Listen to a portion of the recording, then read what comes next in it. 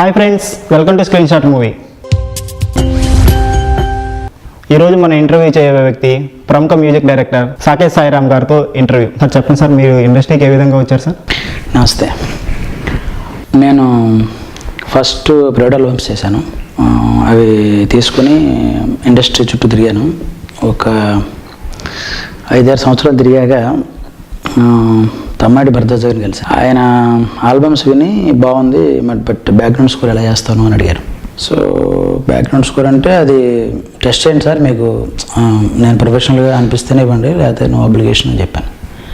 So ఆయనకి అది నచ్చింది, నో అబ్లిగేషన్ అనే పాయింట్. నాకేం నచ్చిందంటే ఆయన ఉన్నదన్నట్టు మాడతారు స్ట్రైట్గా. సో ఎక్కువ తిప్పించుకోవడాలు, టచ్లో ఉంటాలు గట్రా ఉండవు. ఇస్తే ఇస్తారు, లేదా లేదు.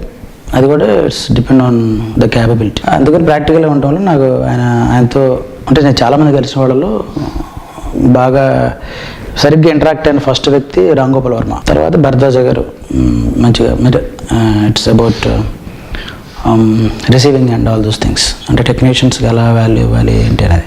భరద్వాజ్ గారిని కలిసిన తర్వాత ఆయన ఫస్ట్ ఫిలింకి టెస్ట్ చేశాడు నన్ను బ్యాక్గ్రౌండ్ స్కోర్ పరంగా. యాక్చువల్లీ ఆయన కూడా 2 ఫిలిమ్స్ నాకు ఇవ్వాల్సింది ఇవ్వలేకపోయారు, కొన్ని ఆబ్లిగేషన్స్ వాటి. నేనే చెప్పే కదా ఫస్ట్లోనే ఆబ్లిగేషన్స్ గట్రా లేకుండా ఉండని. అందుకని ఆయన 2 ఇవ్వలేకపోయినా కూడా 3వది నన్ను పిలిపించి మరీ ఇచ్చారనమాట. దట్ ఈస్ ఎంత బాగుందో. That's my first film. Tammareddy Bharadwaj గారి గురించి, అతను ముక్కుసూటి వ్యక్తి కదా సార్, అతని గురించి మీ కామెంట్స్ ఏంటి సార్? ఆయన నేను ఒకటే దాదాపుగా, అందుకనే బాగా దగ్గర అయ్యామన్నమాట. యాక్చువల్లీ ఫస్ట్ ఫిలిం నాది, ఆయన నాకు ఫస్ట్ ఫిల్మ్ ఇచ్చిన వ్యక్తి ఆయన. నా ఫస్ట్ ఫిల్మ్ ఆయనతో జర్నీ 1.5 year దాకా వెళ్ళింది. అది దాదాపు day by day, day to day అలా కలవటం. దాని ద్వారా చాలా విషయాలు, కొంచెం సర్కిల్ ఆయన ద్వారా, ఆయన సర్కిల్ అంతా నాకు కూడా కొంచెం తెలిసిన వాళ్ళు పరిచయం అయ్యారు. ఆయన ఏంటంటే స్ట్రైట్ ఫార్వర్డ్ ఉంటారు, నేను అంతకన్నా స్ట్రైట్ ఫార్వర్డ్ ఉంటాను, కాబట్టి ఇద్దరు సరిపోయారు నా ఫీలింగ్. మీకు ఇండస్ట్రీలో బెస్ట్ ఫ్రెండ్స్ ఎవరైనా ఉన్నారా సార్? ఇండస్ట్రీలో ఫ్రెండ్స్ ఎవరు ఉండరు. అంటే మీకు బాగా నచ్చిన వ్యక్తి? భరద్వాజ్ గారు, తర్వాత కుమార్ రెడ్డి గారు, అండ్ నరసింహానంది అతను. ఆ ముగ్గురు కొంచెం నాకు క్లోజ్గా అనిపిస్తుంది. సునీల్ కుమార్ రెడ్డి గారితో మీరు సొంత ఊరు మ్యూజిక్ వహించారు కదా, దాని మీద అసలు ఆ మూవీ ఎలా తీయాలనిపించింది, మ్యూజిక్ ఏ విధంగా ఇచ్చారు? ఫస్ట్ ఫిలిము ఎంత బాగుందో, సినిమా ఫ్లాప్ అయిన తర్వాత నాకు గ్యాప్ వచ్చింది బాగా, ఒక 2 years ఐ థింక్. ఆ మధ్యలో ఏదో సీరియల్స్ అవి ఇవి చేశాను. అంటే రెక్కాడితే ఒక్కడిని టెక్నీషియన్స్ కదా, సో వర్క్ లేకపోతే ఫుడ్ ఉండదు. అందుకని ఒక 20-30 సీరియల్స్ చేశాను అనమాట. తర్వాత నా సర్కిల్లో వాళ్ళు, ఇండస్ట్రీ వాళ్ళు కూడా చాలామంది నా బ్యాక్ ఏం చెప్పారంటే, వీడిది అయిపోయింది, ఇంకా వీడు సీరియల్కి అంకితం, అంత టాలెంట్ లేదమ్మా, ఉంటే ఎప్పుడో పైకి వస్తాడు అన్నారు. నాకే అర్థం కాలే ఈ కామెంట్లు అంటే. అప్పుడు కొత్త కాబట్టి కొంచెం బాధించాయి. ఎవరినైనా అలా అంటే బాధ అనిపిస్తుంది కదా. అయితే తర్వాత నేను ఒక రాధాకృష్ణ అని మ్యూజిక్ డైరెక్టర్ ఉన్నాడు కదా, తను నా దగ్గర ఫస్ట్ పాడాడనమాట. సునీల్ గారు ఆయనతో 3 సినిమాలు చేశారు అప్పుడు, అంటే నా పరిచయానికి ముందే. ఆ తర్వాత సునీల్ కుమార్ రెడ్డి గారు ఎలా పరిచయం అంటే, హీరో సినిమాకి నేను I was the keyboard player for the film. ఒక 4 songs ఫీడ్ చేసినట్టున్నా. అలా పరిచయం ఏర్పడిన తర్వాత వాళ్ళు కూడా నెక్స్ట్ జర్నీ చేశారు. ఒకసారి ఏమైందంటే సునీల్ గారు పిలిచి, మీరు ఒక సినిమా చేయాలి సార్ మీరు అన్నారు. సో ఆయన ఆఫీస్ పిలిస్తే వెళ్ళాను.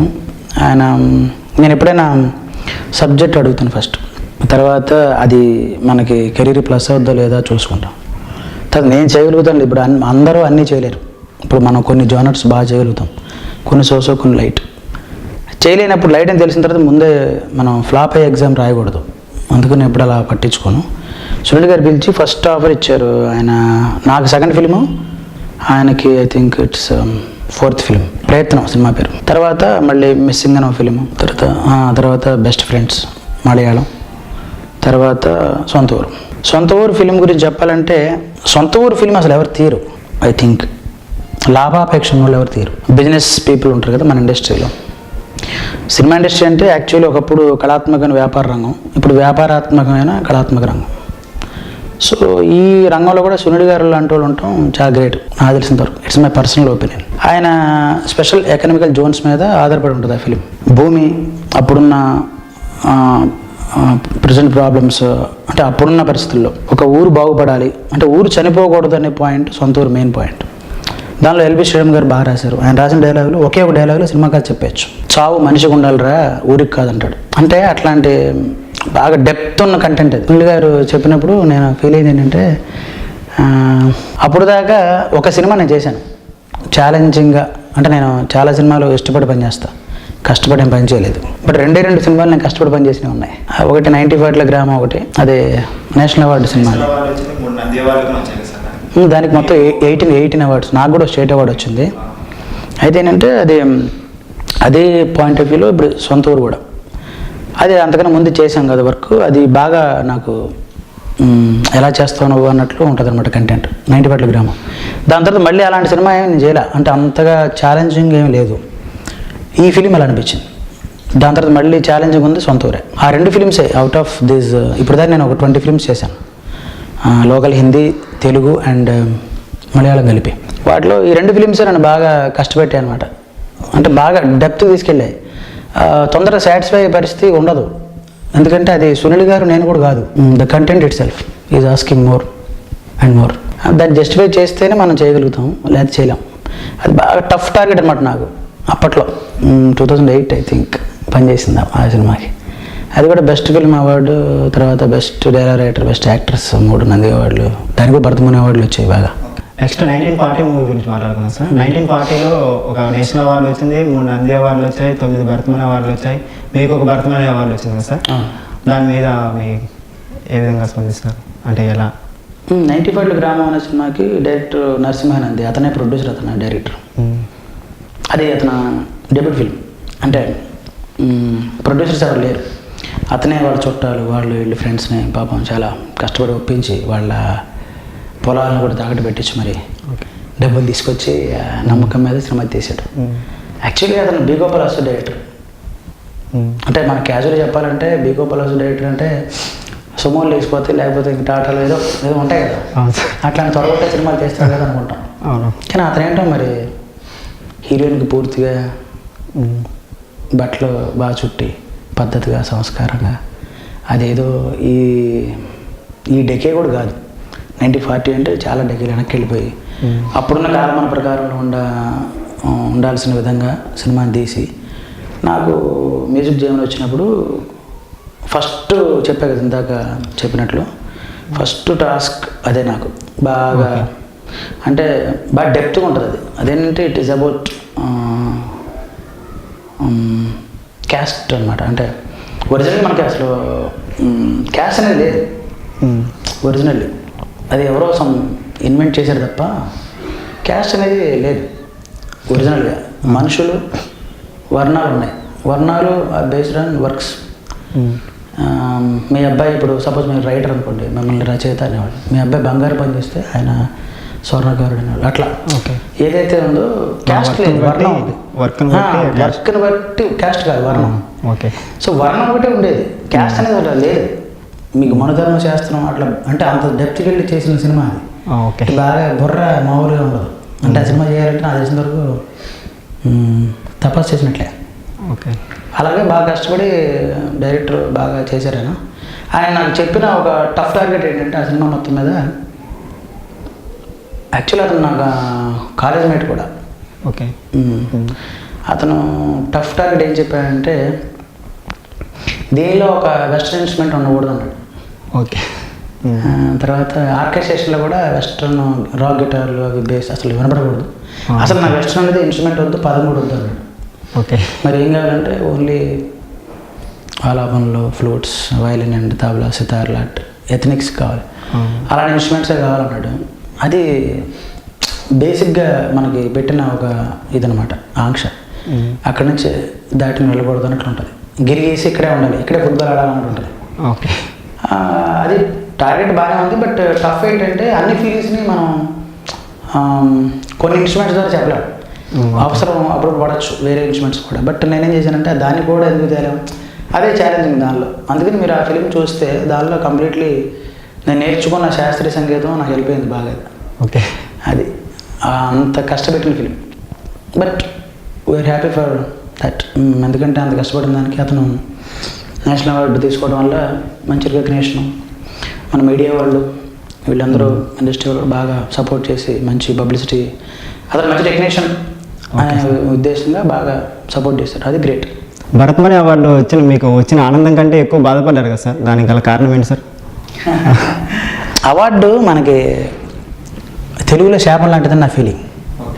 అంటే నా ఫీలింగ్ ఎందుకు చెప్తున్నా అంటే నేను అనుభవించా కాబట్టి. అవార్డు అనేది మనం గొప్పగా ఫీల్ అవ్వాల్సిన అవసరం లేదు, ఎందుకంటే ఇక్కడ ఎడ్యుకేటెడ్ పీపుల్ తక్కువ, ఇలిటరేట్ ఎక్కువ. సో అవార్డు అనేది ఏంటంటే సరిగ్గా చెప్పాలంటే ఈ సంవత్సరం తాలూకు ఉత్తమ ప్రతిభ కనపరిచిన టెక్నీషియన్ ఆర్ ఆర్టిస్ట్, అంతే కదా.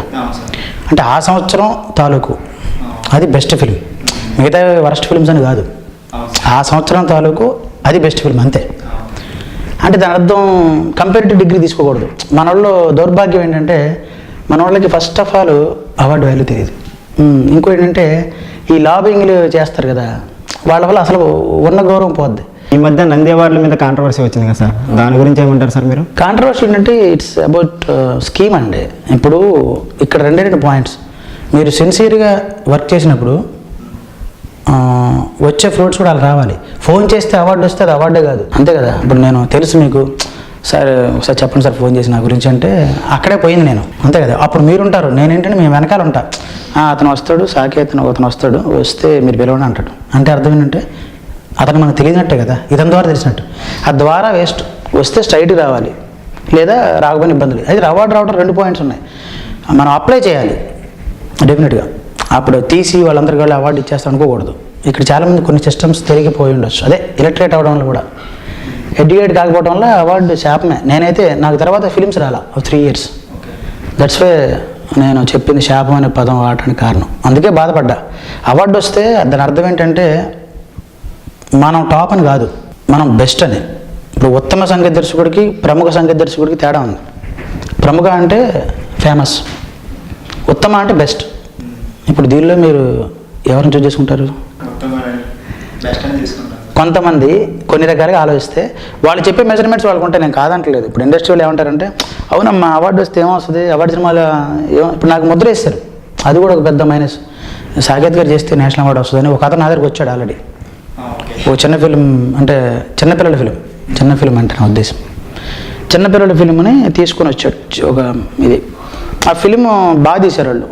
శ్రీకాకుళం కొన్ని రిమోట్ ఏరియాలకు వెళ్ళి బాగా కష్టపడి తీశారు. తీయటంలో బాగా తెలిసిపోద్ది మనకి, స్క్రీన్ చూస్తుంటే అని అర్థం అవుద్ది ఎంత కష్టపడి తీశారని. నాకు బాగా నచ్చింది వాళ్ళు పడిన కష్టం. బట్ వాళ్ళు వెనెవర్ వాళ్ళు నాకు ఒక విషయం చెప్పారు, అక్కడ నాకు అర్థమైంది ఏంటంటే దానికాల ఒక పాయింట్ ఉందని. That is called a false image, అబద్ధపు ప్రతిష్టలాగా. ఎలా అంటే మీరు చేస్తే అవార్డు గ్యారంటీ వస్తుంది సార్ అన్నారు.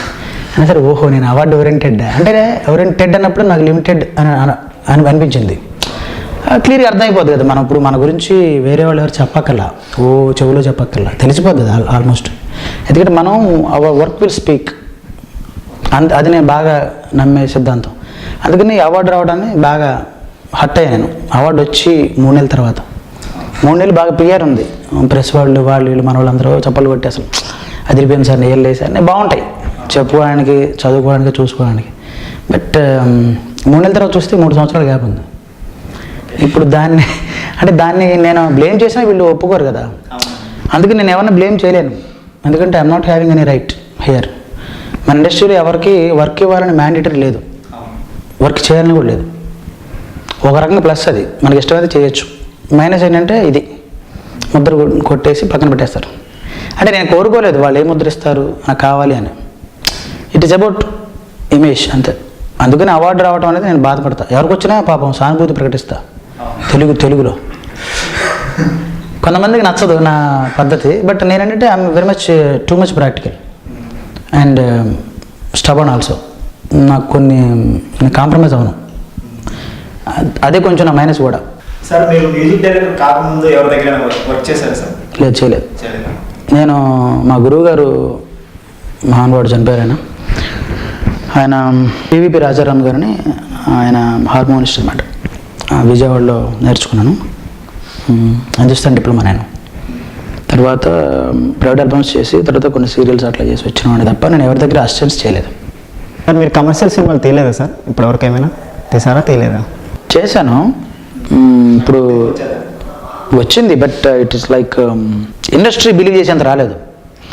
ఎలా అంటే నేను ఇప్పుడు 95 గ్రామం సినిమా ఉంది, అదే డైరెక్టర్తో నేను ఏ ఫిల్మ్ చేసినా ఏ డైరెక్టర్తో ఫిల్మ్ చేసినా వాళ్ళతో 2-3 ప్రాజెక్ట్స్ చేస్తా. ఒక ప్రాజెక్ట్స్ వెనక్కి వెళ్ళిపోయేవాడు కాదు, వన్ ప్రాజెక్ట్ లేదు నాకు ఇప్పుడు. అలాగనే 95 గ్రామం డైరెక్టర్తో 2వ ఫిల్మ్ చేశాను, అదే హై స్కూల్. అది బాగా కాంప్లికేటెడ్గా అయింది. యాక్చువల్లీ అది బ్యాన్ చేశారు బికాస్ ఆఫ్ దానిలో ఒక ఏమంటారు, ఈ మహిళా మండలి వాళ్ళు ఉంటారు కదా, వాళ్ళందరూ ఏమన్నారంటే ఒక చిన్నపిల్లవాడికి ఒక టీచర్ మధ్య మీరు ఇది చేశారు, వాళ్ళిద్దరి మీద ప్రేమ ఏంటి, దరిద్రంగా ఇంటే కాన్సెప్ట్, మహిళల్ని చెరగొడుతున్నారు లేకపోతే పిల్లల్ని చెరగొడుతున్నారు అంటే రకరకాలు చెప్పారు. Original it's not like that actually. ఆమె టీచర్ కాదు, అతను స్టూడెంట్ కాదు. It is based on Malena, Italian film and raider also. ఆ డైరెక్టర్ ముందే చెప్పాడు ఆల్రెడీ, ఓపెనింగ్ అప్పుడే నేను 2 సినిమాలు కాపీ కొడుతున్నా అని చెప్పాడు. సో దట్ ఏంటంటే ఇట్లాంటి ఇబ్బంది లేకుండా. But people are like crazy. కొంతమంది ఏం చేశారంటే దాన్ని కోర్టులో వేశారు. జడ్జి గారికి కూడా చూపించాం ఇక్కడ. జడ్జి గారు చూసి దానిలో ఏం లేదు అలాంటి పాయింట్, బలి వాళ్ళు ఎందుకు చేశారు పాపం అని ఆయన ఏమంటే ఇచ్చాడు. సో అది బాగా ఆడింది ఫిలిం.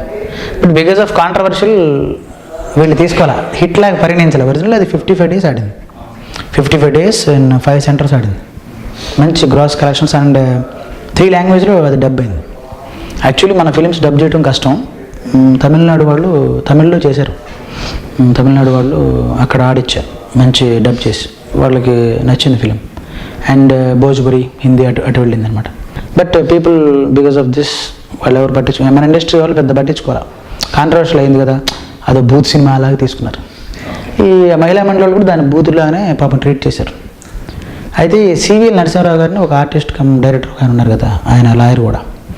ఆయన ఒక ఇంటర్వ్యూను చదువుతున్నప్పుడు ఆయన ఇంటర్వ్యూ చూస్తున్నా ఎట్లాంటి అశ్లీల చిత్రాలు దానిలో మంద కూడా వేశారు అక్కడ, హై స్కూల్ కూడా వేస్తే ఇప్పుడు మన సంబంధం లేదు, మనం పట్టించుకోం దేన్ని, సంబంధం ఉంటే వదిలిపెట్టాం.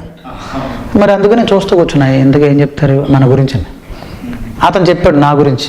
అది నేను మా ఇంటర్వ్యూ ద్వారా ఒక మంచి జరిగిందంటే 2 చోట్ల జరిగింది. ఒకటి 95 గ్రామం రిలీజ్ అవ్వడం కొంత నా కంట్రిబ్యూషన్ కొంత ఉంది, తర్వాత హై స్కూల్ కొంత కంట్రిబ్యూషన్. హై స్కూల్ ఏంటంటే నేను అప్పుడు కూడా ఇంటర్వ్యూస్ అప్పుడు వాళ్ళు చెప్పాను ఇది కంట్రవర్షియల్ కాదు, నన్ను పిలిపించి బాగా ఇంటర్వ్యూ తీసుకున్నారు ఘాటుగా.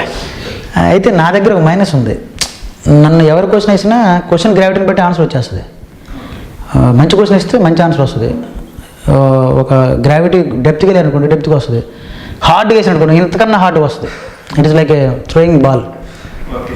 దీన్ని నేనేం చేయలేం కదా దానికి, మీరు ఎంత గట్టిగా ఇస్తే అంత గట్టి తగులుద్ది. ఇప్పుడు వీళ్ళు వేసిన క్వశ్చన్ అప్పుడు నన్ను అలా చేసేవారు హై స్కూల్కి. 3-4 ఛానల్స్ వరుస పెట్టి నన్ను వాయించారు 2 days. ఫోన్స్ చేసి మరీ పిలిపించుకొని ఆ సినిమా కాంట్రవర్షియల్ అయింది, దాని మీద మీ అభిప్రాయం ఏంటి, మీ సినిమా దానిలో మీరే చేశారు కాబట్టి మ్యూజిక్ మీరు సపోర్ట్ చేస్తారు ఎట్లాగో అంటే, అప్పుడు నేను చెప్పాను సార్ నేను బేసిక్నే ఇంతవరకు ఏ సినిమా చేసినా సిగ్గుపడే సినిమా చేయాలి, ఇది గుర్తుపెట్టుకోండి. ప్లస్ నన్ను పక్కన పెడదాం, నా కారం తీసేద్దాం కాసేపు. ఆ డైరెక్టర్ గురించి ఆలోచించండి, అతను నేషనల్ అవార్డు వినరు, అంత లేకి ఫిలిం తీయడు, తీస్తే పోతాడు. ఎందుకంటే మనకి ఫస్ట్ పేరు రాకూడదు, వచ్చిందంటే మంచి పేరు రావాలి, మంచి పేరు వచ్చిందని నిలబెట్టుకోవాలి. ఇలాగా ఆ ఫిలిం గురించి బాగా ఆడింది. అంటే ఆ ఫిలిం గురించి మేము దాన్ని ఎలాగో చెప్పలేకపోయాం, అంటే దాని హిట్ అన్నా ఎవరు పట్టించుకోలేదు. దాన్ని ఫట్ అన్నామంటే కలెక్షన్స్ బాగున్నాయి, బాగా 55 days ఆడితే మరి హిట్టే కదా. సో ఇట్ ఈస్ అబౌట్ మరి ఎక్కువే కదా. అయితే రెండోది ఏంటంటే నా అనేవాడని ఒక సినిమా చేశాను, నా అనేవాడని ఒక రాజీవ్ కనకాల అండ్ హరీష్ క్యాస్ట్. అది కూడా మంచి కమర్షియల్ ఫిలిం, బట్ అది ఆడలేదు, వర్కౌట్ అవ్వలేదు, అది ఫ్లాపే. బట్ మంచి కాన్సెప్ట్ రీచ్ అవ్వలేదు, దానికి చాలా రకాల కారణాలు అయి ఉండొచ్చు, కర్ణుడు చావులాగా. సో ఇప్పుడు ఏమైందంటే కమర్షియల్ ఫిల్మ్ చేసినా కూడా పీపుల్ రికగ్నైజ్ చేసేంత హిట్ లేదు నాకు. అందుకనే ఐ మై సెల్ఫ్ కన్సిడర్ ఎలాగంటే as best music director, not a famous music director. అంటే ఆయన ఉత్తమ సంగీత దర్శకుడు మాత్రమే, ప్రముఖ సంగీత దర్శకుడు కాదు ఇప్పుడు దాకా. ఇక అవుతాను లేదు భగవంతుడు తెలియాలి. సార్ మీరు ఒక మ్యూజిక్ డైరెక్టర్గా మామూలు చేస్తున్నారు సార్, ఒక మూవీకి ఎంత తీసుకుంటారు సార్ అమౌంట్? అది డిపెండ్ ఆన్ ద బడ్జెట్ అండి. ఎందుకంటే ఫస్ట్ ఆఫ్ ఆల్ సినిమాకి బ్యాక్ బోన్ ప్రొడ్యూసర్ అండి, దేశానికి వెన్నమ్మక రైతులాగా. ఇప్పుడు పాప రైతులనే అయిపోయింది ప్రొడ్యూసర్ పరిస్థితి కూడా. But the point is that is very practical thing. అతను డబ్బులు బయట తీయందే మీరు సినిమా చేయలేరు. ఎలాగైపోయిందంటే ఒక ప్రొడ్యూసర్ వస్తే ప్రొడ్యూసర్లో చూడట్లే ఇప్పుడు. ఒకే సినిమాతో సెటిల్ అయిపోతాను 10 మంది డైరెక్టర్లు పనిచేస్తున్నారు. అది దౌర్భాగ్యం. తర్వాత షార్ట్ ఫిలిం తీసి షార్ట్ కట్లో డైరెక్టర్ అయిపోతున్నారు. అవ్వచ్చు నీకు నిజంగా అంత టెక్నికల్ నాలెడ్జ్ ఉంటే. టెక్నికల్ నాలెడ్జ్ అంటే it is not about the inches. 3 ఇంచెస్లో ఇంత ఎల్సీడీలో చూసిన సినిమానే కదా మీరు బ్లాక్ చేసి చూసేది అనుకుంటాడు అతను. కానీ సినిమాకి టీవీకి మీరు తేడా చూసుకుంటే అది ఎక్కడ కూడా వర్తిస్తుంది. మరి సీరియల్ ఎందుకు తెస్తున్నారు? వాళ్ళు సినిమా తీయచ్చుగా. ఎప్పుడైనా ఒక మీడియం ఎలా ఉంటుందో ప్రతిదానికి ఒక మాధ్యమం, అట్లనే ఒక ప్రాసెస్ ఉంటుంది. ఒక టీవీ సీరియల్ అంటే ఒక ప్రాసెస్. వాళ్ళు స్క్రిప్ట్ రాస్తారు, పైలట్ ఎపిసోడ్స్ అంటారు, తర్వాత ఏదో లెటర్ పెడతారు, అప్రూవల్ లెటర్ అంటారు. వీళ్ళందరికీ ఒరిజినల్గా టానిక్ ఎక్కడి నుంచి వస్తుంది? బాంబే నుంచి వస్తుంది. బాంబే ఎవరు? యాడ్స్. అంటే యాడ్లు ద్వారా వాళ్ళకి మీకు మ్యాటర్ వస్తుంది. అప్పుడు వాళ్ళు ఏం చేస్తారు? దాన్ని రొటేట్ చేస్తారు. అక్కడి నుంచి మీకు ప్రతి వాళ్ళకి డిస్ట్రిబ్యూట్ అవుద్ది. అది ఎప్పుడుకో అవుద్ది. వాళ్ళ ప్రాసెస్ అది. ఒకసారి అలవాటు అయిన తర్వాత మీకు ఇది ప్రాసెస్. అట్లా షార్ట్ ఫిల్మ్ తీయాలంటే నా తెలిసిన షార్ట్ ఫిల్మ్ తీయచ్చు ఎవరైనా. ఎందుకంటే అదొక విజిటింగ్ కార్డ్ లాంటిది. నాలో ఏముంది, నా అడ్రస్ ఏంటి అని చెప్పాలంటే మనం విజిటింగ్ కార్డ్ ఇస్తాం. అట్లా నాలో ఏం టాలెంట్ ఉందో చూసుకోవాలంటే ప్రాక్టికల్గా ఒక సింపుల్గా షార్ట్ ఫిల్మ్ తీసుకుంటే తెలిసిపోద్ది. షార్ట్ ఫిల్మ్లో షార్ట్గా చెప్పగలిగిన విషయాన్ని బ్లోఅప్ చేసి చెప్పాలి అనుకుంటారు కదా, అది కరెక్టే. బట్ ద పాయింట్ ఈజ్ అక్కడ టెక్నికల్ స్టఫ్ కానీ ఎవ్రీథింగ్ ఏంటంటే అది వేరు ఉంటుంది. సినిమా భాష వేరు అసలు. దాన్ని మీరు దేంతో కంపేర్ చేయలేరు. అది మెయిన్. మ్యూజిక్లో ప్యాకేజ్ అని అంటారు కదా సార్, ప్యాకేజ్ దాని మీద మీ కామెంట్స్ ఏంటి sir? Package actually it is very bad thing. అది మంచి పద్ధతి కాదు. నాకైతే అది నచ్చదు. ఎప్పుడు వచ్చిందో తెలియదు కానీ ప్యాకేజ్ ఎవరో ఇన్వెంట్ చేశారో తెలియదు. కానీ originally music director remuneration separate ఇచ్చి మిగతా ప్రతి పేమెంట్ ప్రొడ్యూసర్ చూసుకుంటే ఫస్ట్ కంట్రోల్లో ఉంటుంది బడ్జెట్ ఒకటి. రెండోది వచ్చి టెక్నీషియన్ ఎప్పుడు డబ్బుల గురించి ఆలోచించకూడదు.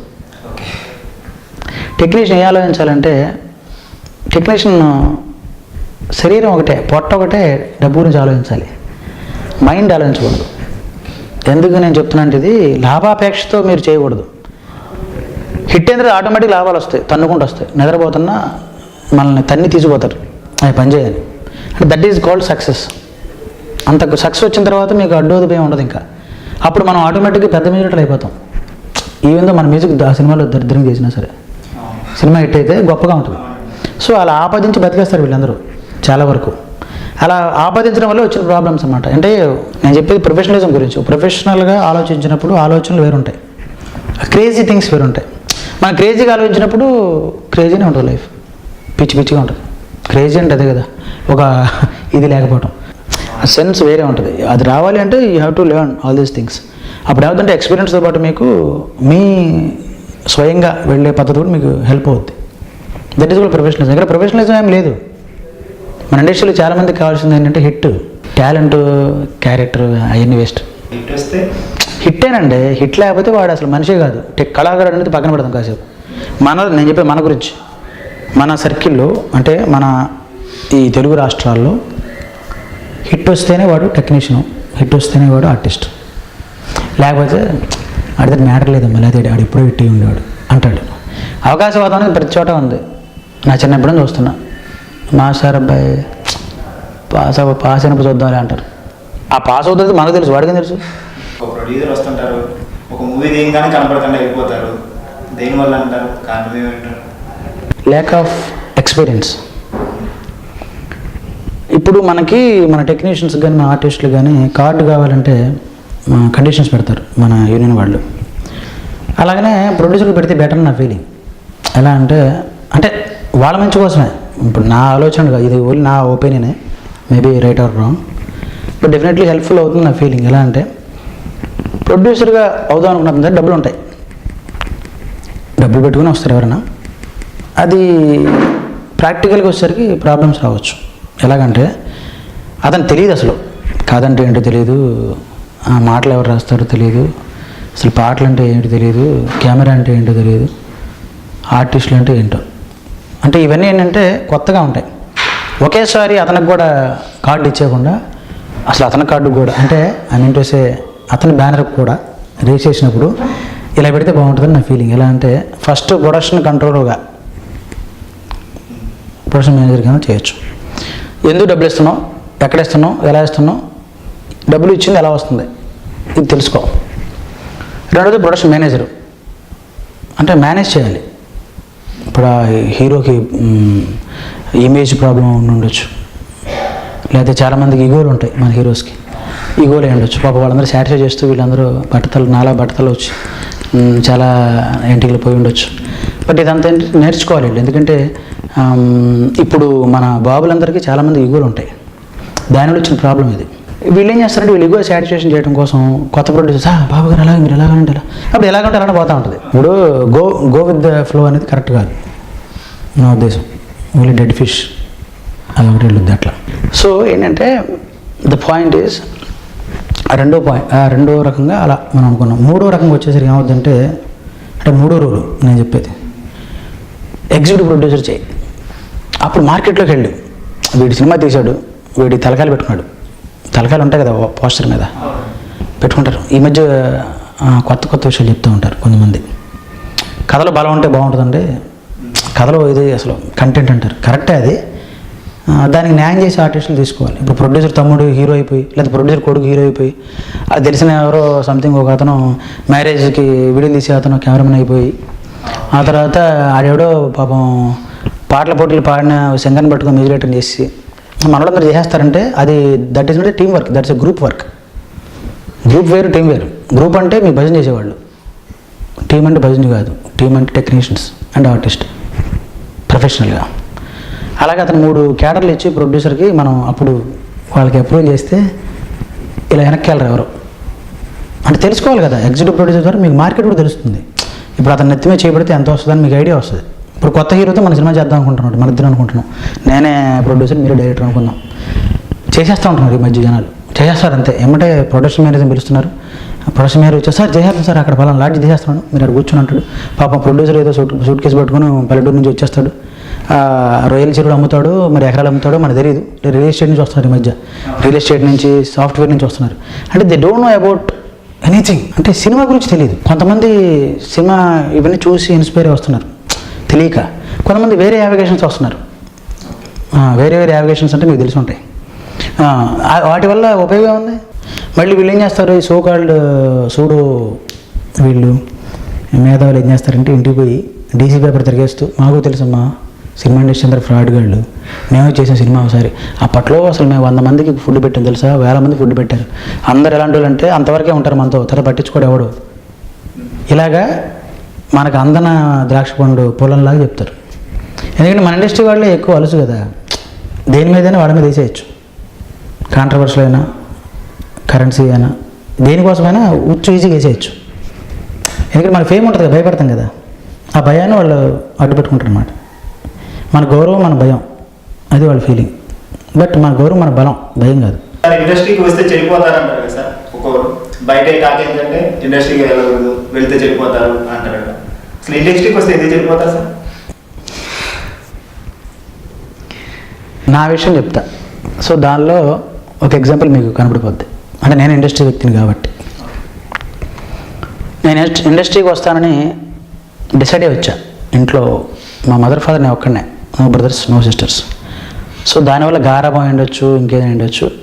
బట్ నేను మ్యూజిక్ డైరెక్టర్ అవనా అని అడగల, నేను అవుతున్నాను వచ్చా. మా మదరు మీలాంటి క్వశ్చన్ ఒకటి వేసింది, ఇండస్ట్రీకి వెళ్తున్నాడు కదా మరి అలవాట్లు ఏదో ఉంటాయి, పాడైపోతాడు, నాశనం అయిపోతాడేమో అని. ఎవరికైనా ఉంటుంది, పిల్లల మీద తల్లిదండ్రులకు ఉండే ప్రేమ గొప్పది. అలాగా మా మదర్ చెప్పింది ఎప్పుడు ఒక పర్టికులర్ ఒక టైంలో. నేను ఇప్పుడు వేరే రూమ్లో ఉండి విన్నాను అనమాట ఈ పదాలు. మన గురించి మాట్లాడుతున్నారు కదా ఏంటనంటే, అది ఆ రోజు మా ఫాదర్ ఆన్సర్ కోసం నేను కదలకుండా నించున్నా. అసలు యాక్చువల్లీ వెళ్ళిపోవచ్చు, ఏంటమ్మా నా గురించి మాట్లాడుతున్నాను. మా ఫాదర్ ఏం చెప్తారని నాకు క్యూరియాసిటీ, అందుకే నేను చూస్తున్నా అసలు ఏం చెప్తారో చూద్దామని. మా ఫాదర్ ఆ రోజు మంచి మాట అన్నారు, అది ఎప్పటికీ నాకు బలం, ఎప్పటికి కూడా. ఏంటంటే వాడినోడు జరగట్లేడు, వాడికాడే చెడిపోవడం తప్ప అన్నాడు. అది నా పెద్ద ఒక it is not an opinion, it's a statement. మా ఫాదర్ ఏం చేశారంటే వాడిని ఎవడో చెడగొట్టలేడు, వాడికాడు చెడిపోతే తప్ప. నేను తర్వాత అది మా ఫాదర్ని కొన్ని సంవత్సరాల తర్వాత అడిగా ఆ పాయింట్. అవును వాడికాడు చెడిపోవడం అంటే ఏంటి అంటే, ఏం లేదు కానీ మా ఫాదర్ మంచి ఉపయోగకరమైన విషయం చెప్పాడు. అంటే ఈ చెడిపోవటం ఇండస్ట్రీ అనే మాట అన్నారు కాబట్టి చెప్తాను. హ్యాబిట్స్ గురించి ఏం చెప్పారంటే, అరే ఏదైనా అలవాటు మనం పిలిస్తే రావాలి, అది పిలిస్తే మనం వెళ్ళిపోకూడదు అన్నాడు. నువ్వు సిగరెట్ అలవాటు చేసుకున్నావు అనుకో, నువ్వు పిలిచినప్పుడు సిగరెట్ వచ్చేయాలి, సిగరెట్ పిలిచినప్పుడు నువ్వు వెళ్ళిపోకూడదు. సపోజ్ తాగుబోతులు తయారీ అనుకో, నీకు మందు తాగనిపించింది, తాగే పర్లా, కానీ బార్ షాప్ చూసినప్పుడు నువ్వు వెళ్ళిపోకూడదు. సో ఇది అన్నారు ఆయన. నాకు బాగా నచ్చింది ఆ పాయింట్. తర్వాత నాకు ఒక వీక్నెస్ ఉంది, నేను ఏదైనా ఇష్టపడితే వదిలిపెట్టి ఉండలేను, అంటే ఎడిక్టెడ్ నేను. అందుకే నేను అసలు చేసుకోలేదు అలవాట్లే, ఎందుకంటే నేను నా వీక్నెస్ తెలుసు కాబట్టి. అలవాటు లేకపోవడం నేను గొప్ప నేను చెప్పట్లా, అలవాట్లు అయితే నేను ఎంత నాశనం అయిపోయి ఉండేవాడిని చెప్తున్నా, అంతే తేడా. దిస్ ఈజ్ ప్రికాషన్ అంతే.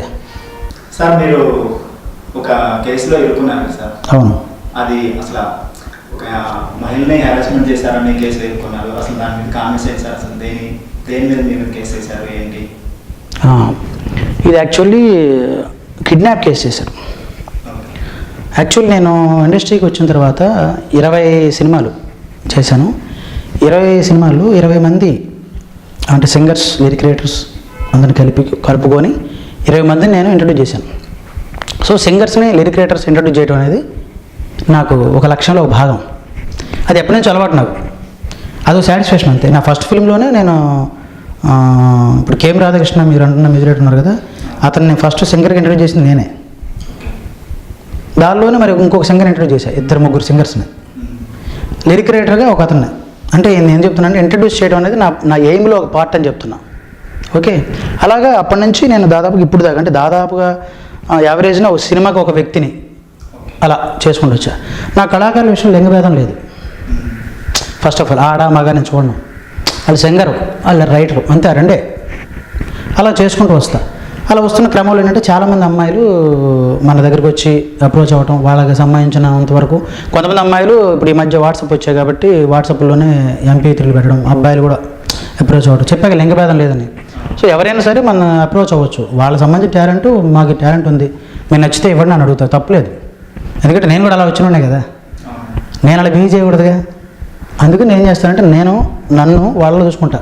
అది అడుగుతున్నప్పుడు నేను ఆ రోజు నేను భరద్వాజ గారిని అడగడం కానీ, లేదా 6 సంవత్సరాలు తిరిగిన స్ట్రగుల్ కానీ గుర్తొస్తుంది. బాగా సఫర్ అయినట్టు 2 అవుతాడు. ఇప్పుడు పర్వట్టాడు లేదా సైలెంట్, నేను సెకండ్, అంతే.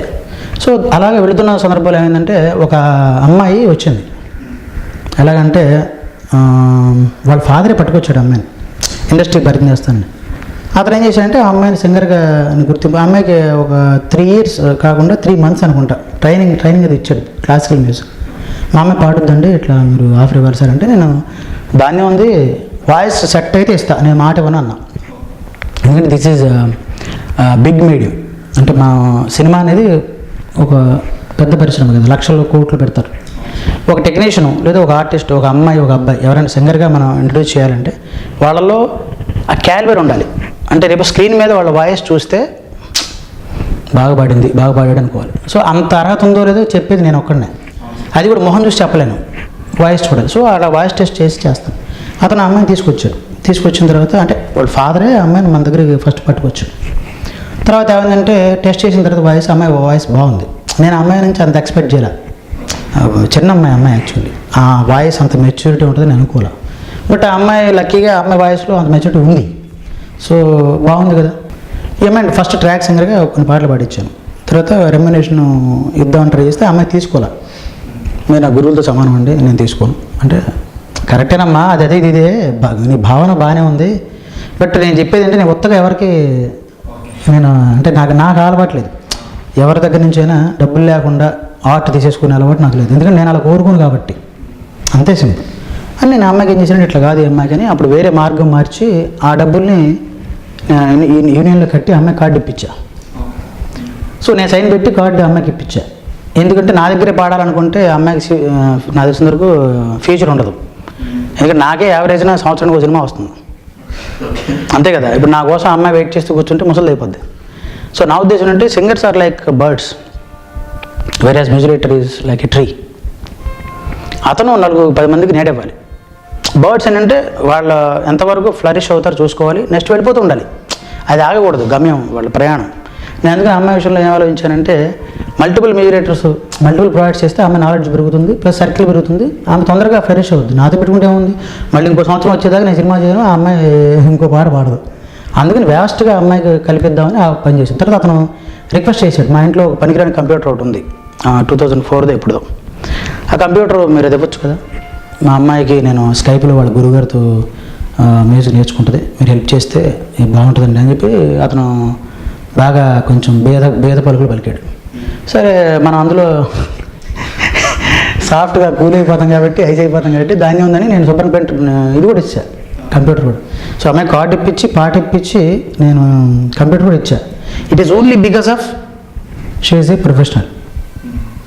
ఆమె ప్రొఫెషనల్ సింగర్, డెఫినెట్గా అవుద్ది, ఆ కళలు లక్షణాలు ఉన్నాయి అమ్మాయికి. అందుకనే అమ్మాయి ఏ ఊర్లో ఉన్నా ఎక్కడున్నా ఆ అమ్మాయి విద్య నేర్చుకునే విద్యకు కానీ దేనికి లోటు ఉండకూడదని ఫీలింగ్తో నేను చేసిన ఒక మంచి పని. తర్వాత ఏమైందంటే ఈ పాటలు నేను ఎప్పుడైతే మన ఇండస్ట్రీలో కార్డు తీసి ఇచ్చానో మన ఇండస్ట్రీ నుంచి కాల్స్ వెళ్ళాయి, ఒక 5 రికార్డింగ్స్ వెళ్ళాయి. నాకు తెలియదు అది, మా మీటింగ్లో నాకు వాళ్ళు అడిగారు. ఎందుకు అడిగారు, నేను సైన్ పెట్టే కాబట్టి, లేకపోతే ఆ అమ్మాయి ఎవరు నేనెవరు వాళ్ళకి అనవసరం కదా, వాళ్ళెవరు ఏమో కూడా అనవసరం. ఏంటంటే మీరు ఇంట్రడ్యూస్ చేసిన సింగర్ నిజంగా ప్రొఫెషనలేనా అని అడిగారు. నాకు కొంచెం అవమానంగా అనిపించింది, ఎందుకంటే నేను ఇంతవరకు ఇంట్రడ్యూస్ చేసిన సింగర్స్ కానీ లిరిక్ రైటర్స్ కానీ అక్కడ ఇంటి దగ్గర మడిగట్టు కూర్చోవాలి, అందరూ హ్యాపీగా బయటకు వచ్చారు. మన పాటల ద్వారానే వాళ్ళు ఫస్ట్ ఎంట్రన్స్ ఇచ్చిన తర్వాత వాళ్ళకి మంచి మంచి ఆఫర్స్ దొరికాయి. భగవంతుడి దయ వల్ల వాళ్ళు ఇప్పుడు 1-2 రికార్డింగ్స్ పాడుతూ సినిమా చేస్తూనే ఉన్నారు. ఆ లెక్కకు వస్తే మన మూర్తి గారు కూడా, మూర్తి అని ఇప్పుడు బాలాజీ ఉన్నాడు కదా, అతను ఫస్ట్ ఫిల్ము సునీల్ గారు ఇచ్చారు, నేనే ఇచ్చా ఫస్ట్, సునీల్ గారు ప్రయత్నం చేశాను మూర్తి అని. అతను ఇప్పుడు మీకు ఆర్య సినిమాలో గుప్పెడంత గుండె అనే పాట రాశాం. అతను ఇంట్రడ్యూస్ చేసింది శ్రావ్య ఫిల్మ్స్, సాకేత్ సైరమే. అట్లా చాలామంది కేఎం రాధాకృష్ణ అందరూ, అంటే కేఎం రాధాకృష్ణ మ్యూజిక్ డైరెక్టర్గా సునీల్ కుమార్ రెడ్డి ఇంట్రడ్యూస్ చేస్తే నేను సింగర్గా చేసినాను. సో ఇవన్నీ ఎందుకు చెప్తున్నానంటే ఈ ప్రాసెస్లో ఏమైందంటే ఇక్కడి నుంచి కాల్స్ వెళ్ళాయి కదా, ఒక 5-6 కాల్స్. వాళ్ళ ఫాదర్ స్పందించలే, మా అమ్మాయి ఇది ఉంది, వేరే పెళ్ళిలో ఉన్నాం, మేము వేరే ఊళ్ళో ఉన్నాం, మేము తర్వాత వస్తాం అంటే స్కిప్ చేశాడు ఆ అమ్మాయిని అతను. ఆ అమ్మాయి ఏమైపోయింది నాకు తెలిసినంత వరకు సైకలాజికల్గా బాగా డల్ అయిపోయింది అమ్మాయి. ఇప్పుడు నేను మిమ్మల్ని నమ్మి వచ్చానండి, మీరు ఏదో హెల్ప్ చేస్తారని, మీరు చేయలే, అప్పుడు డల్ అవుతారు కదా. వాళ్ళ ఫాదర్ని అమ్మాయి నమ్మింది, నన్ను కదా. అసలు నేను ఎవరిని పక్కన పెట్టండి, నేను ఎవరో హైదరాబాద్లో ఎవరో సాకేత్ సైరం, పరిచయం కానంత వరకు సంబంధం లేదు కదా. ఇప్పుడు ఏంటంటే వాళ్ళ ఫాదర్ పరిచయం చేసిన తర్వాత మా ఫాదరు సాకేత్ గారు ఇద్దరు ఉన్నంత వరకు మనకు డోగా లేదు ఫిల్మ్ కెరీర్. ఆ అమ్మాయి కల్పించిందే అతను, ఏది నువ్వు సింగర్ అవుతావు అని అమ్మాయికి నమ్మకం కలిగించింది వాళ్ళ ఫాదరు. ఆ అమ్మాయికి ఆఫర్ రాకుండా చేసింది కూడా వాళ్ళ ఫాదరే. నాకు లాజిక్ అర్థం కాల. ఇప్పుడు ఎవరన్నా హీరో అవుతాడు, విలన్ అవుతాడు, హీరోని విలన్ ఎందుకు అవుతాడు? సో నాకు అర్థం కాని విషయం అది. సరే నేనేం చేశానంటే it's none of my business, వాళ్ళ అమ్మాయి వాళ్ళ ఇష్టం, మనకెందుకు, వస్తే వచ్చింది పాడితే పడింది, మనకు అనవసరం, వదిలేసాం. అయితే ఏమైపోయిందంటే మన వాళ్ళు అడిగిన క్వశ్చన్కి నేను ఒకటి ఆన్సర్ ఇచ్చి, ఇప్పుడు అమ్మాయి పాడితే కానీ మీరు రికార్డింగ్ చేయలేరా అన్న. అదిగా సార్ మీరు సైన్ పెట్టారు, ఎందుకబ్బా అవన్నీ డిపెండ్ అవడం, ఆ అమ్మాయి కార్డు ఇచ్చి ఆ అమ్మాయి డెఫినెట్గా ఎలిజిబుల్ సింగరే, వచ్చి పాడుద్ది లేదా పాడదు, ఆ అమ్మాయి లైఫ్ అమ్మాయి చేతిలో ఉంటుంది, మనకేంటి నేను పక్కన పెట్టేశాను. ఎందుకంటే నాకు none of my business also, నాకెందుకు అది ఇంట్రడ్యూస్ చేయడం వరకే నాకు సంబంధించింది, నేను ఫీల్ అయ్యేది అంతవరకే. ఆ తర్వాత వాళ్ళ ఫాదర్ ఎందుకు అలా చేసాడో తెలియదు. ఆ తర్వాత వాళ్ళ ఫాదర్ని అడిగా ఉత్సుకతతో, అంతే. ఏమని అడిగానంటే ఇంట్రెస్ట్గా, అవును మీరు కార్డు తీపించారు, కంప్యూటర్ తీసుకెళ్లారు, సింగర్ అన్నారు, అదన్నారు ఇదన్నారు, మరి ఇంత ఇంట్రెస్ట్ తీసుకున్న మీరు ఎందుకని మీ అమ్మాయికి రికార్డింగ్ వస్తే మీరు ఎంకరేజ్ చేయట్లేదు అని అంటే అతను నాతో మాట అన్నాడు. అసలు ఆశ్చర్యపోయాను, నాకే ఆ స్కీమ్ లేదు. అక్కడి నుంచి నాకు ఎందుకో డౌట్ వచ్చింది, చిన్న డౌట్, బట్ పెద్ద దెబ్బేస్తుందని అనుకోలేదు. బట్ పెద్ద దెబ్బేసాడు అతను నాకు బాగా, అంటే కావాల్సిన ట్రీట్మెంట్ నాకు బాగా ఇచ్చాడు, నమ్మితే ఏమవుద్ది అనేది. ఏంటంటే నేను అతని పాయింట్ ఆఫ్ వ్యూ ఆలోచిస్తే ఏంటంటే సింపుల్ లాజిక్ అండి. నేను అడిగిన క్వశ్చన్ ఏంటంటే మీ అమ్మాయి మీరే ఎందుకు పిలవట్లేదు, అది నా పాయింట్ చెప్పండి అంటే అతను అన్న పాయింట్ ఏంటి తెలుసా, సాకేత్ గారు ఇప్పుడు మా అమ్మాయి సింగర్ అయిపోయి ఎరగదీసేసి డబ్బులు సంపాదిస్తుందని అనుకోవట్లా, నాకు కావాల్సిందంటే మీరు ఇచ్చిన కార్డును అడ్డు పెట్టుకుని చిత్రపూర్ కాలనీలో మీరు ఇల్లు ఇస్తారట కదా, అది మనకి చీపులో వస్తాయట కదా లోన్ పెట్టుకుంటే, ఈ కార్డు అడ్డు పెట్టుకుని మనం అలా సంపాదించవచ్చు, ఒక ఫ్లాట్ని నేను వేసాను స్కెచ్ అంతే, ఆ అమ్మాయి పెద్ద సింగర్ అవుతుంది నాకేం లేదు అన్నాడు. నాకు షాక్డ్ అనమాట, అంటే నాకే లేదు ఆ స్కీమ్, నాకే చిత్రపూర్ కాలనీలో ఫ్లాట్ లేదు. అరే అతను మరి ఎలా అంటే that's why I'm saying he's a crazy, అతను క్రేజీ మ్యాన్ బాగా. సరే వాట్ ఎవర్. తర్వాత ఏంటంటే 2-3 సార్లు ఇంటికి పిలిపించాడు అతను, ఇక్కడ లొకేషన్స్ చూడండి ఇవి అని. నేను ప్రొడక్షన్ హౌస్ పెట్టాను, సొంత సినిమా కూడా చేశాను, నేనే ప్రొడ్యూసర్, నేనే డైరెక్టర్. సో ఆ సందర్భం పురస్కరించుకొని ఇంకో సినిమా ఓపెన్ చేసాం. ఆ ఓపెనింగ్ ఇతను వచ్చాడు పూజ చేయడానికి. అక్కడ పరిచయం అయ్యి వెళ్ళిపోతే బాగుండేది. ఆ తర్వాత అతను ఆర్టిస్ట్ని సార్ పక్క తీసుకెళ్ళి మళ్ళీ ఆ ఫోటోలు గిట్టలు చూపించాడు. ఏమో ఆల్బమ్ చూపిస్తారు కదా, అది చూపిస్తే నేను చూద్దానండి ఆర్టిస్ట్గా అంటే అది ఎప్పుడు షూటింగ్ అయినప్పుడు ఒక రోజు పని 2 రోజులు పని ఉంటుంది అంతే కదా. అతను అనుకున్నాడు ఇటుతో మనం కొంచెం గట్టిగా ఉంటే బెటర్, ఇటు దొరికాడు మనకి అనుకున్నాడేమో. అది ఇంటికి వచ్చి ఎట్లా పరిచయాలు పెంచుకొని మనతో బాగా ఇది వాళ్ళ ఫ్యామిలీ కూడా మనం తీసుకెళ్ళి అంటే నేను సరే ఓకే ఇప్పుడు ఏంటి నేను ఎందుకు రావాలి మీ ఇంటికి అంటే మా దగ్గర లొకేషన్స్ బాగుంటాయండి, అమలాపురం అటు సైడ్ బాగుంటాయి, అసలు కోపడి తోటలేదు అని చెప్పాడు. సో అందుకని సరే ఓకే వస్తారండి అన్న వెళ్ళాను. అట్లా ఇంటరాక్షన్ బాగానే ఉంది, వాళ్ళ ఫ్యామిలీ మెంబర్స్ వాళ్ళందరితో కూడా బాగానే ఉంది. బట్ వేరే ఏమైపోయిందంటే ఇప్పుడు ఆ అమ్మాయిని ఇతను సర్ప్రైజ్ చేయడం వల్ల ఆ అమ్మాయి ఒకనొక ముహూర్తం చూసుకుంది. ఇప్పుడు టక్కన నా దగ్గరికి వచ్చింది, సాకేత్ గారు మీరే నాకు లైఫ్ ఇవ్వాలని పట్టుకు వేయడం మొదలుపెట్టింది. ఇప్పుడు అది నాకు షాకింగ్ థింగ్ ఏంటంటే ఒక అమ్మాయి ఇప్పుడు మీ దగ్గరకు వచ్చిందండి, టక్కన మీరు నా లైఫ్ ఇవ్వాలంటే అదేంటిది, అది లైఫ్ ఇవ్వడం అంటే ఇప్పుడు 10 నిమిషాలు ఇస్తారా, 5 నిమిషాలు ఇస్తారా, లేదా రేపు పొద్దున ఇస్తారా? లైఫ్ అంటే ఇయర్స్ పడుతుంది. ప్లస్ ఆ అమ్మాయి చిన్న అమ్మాయి, ఆ అమ్మాయికి చాలా ఫ్యూచర్ ఉంటుంది. నేను చెప్పాను నువ్వు చాలా చిన్న అమ్మాయి, నువ్వు ఇంకా నేర్చుకోవచ్చు మ్యూజిక్ కూడా, ఇప్పుడు నేను అట్టకు చావను ఇంకా ఇండస్ట్రీలో ఉంటాను కదా, ఇప్పుడు ఏం కాదు నీ ఆఫర్ అని చాలా చెప్పా. అంటే ఐ కన్విన్స్ అలాట్. బట్ అమ్మాయి she like she was having suicidal tendencies by that time. అమ్మాయి ఏంటంటే నేను చచ్చిపోతాను, ఊరి అమ్మాయి ఏంటర్ బాబు ఇది. ఇప్పుడు ప్రతి ఒక్కటి ఏంటంటే పిచ్చిలేస్తూ ఉంటుంది ఇప్పుడు ఇలాంటి మాటలు అంటున్నప్పుడు. నేను అందులో నా దగ్గర బ్యాడ్ హ్యాబిట్ అంటే ఐఎమ్ టూ మచ్ సెన్సిటివ్. దానివల్ల ఏంటంటే ఇప్పుడు మన పక్కన ఇంట్లో ఎవరైనా ఒక అమ్మాయి ఉరేసుకుందంటేనే మనం ఏమంటాం, ఏమైపోయిందంటే ఫీల్ అవుతాం. మన దగ్గరికి వచ్చి ఒక అమ్మాయి అట్లా మాడితే మనకేమనిపిస్తుంది. నేను అందుకనే నచ్చ చెప్పి ఆ అమ్మాయిని వాళ్ళ ఫాదర్కి మళ్ళీ అప్పచెప్పా. వాళ్ళ ఫాదరు నేను చెప్పాను అమ్మాయి అది కూడా చెప్పాను, నీకు డెఫినెట్గా మీ ఫాదర్ వస్తాడు, మీ ఫాదర్ని అప్పచెప్తాను, ఇదే జరగబోయేది, నువ్వు ఇండస్ట్రీలో సెటిల్ అవ్వాలని మీ ఫాదర్. ఎందుకంటే ఇప్పుడు నేను గార్డియన్ తీసుకోవాలంటే మీ ఫాదర్ బ్రతికే ఉన్నారు కదా, ఇప్పుడు నీ మదర్ ఫాదరే నీ గార్డియన్ అంటే యూ బికమ్ మేజర్.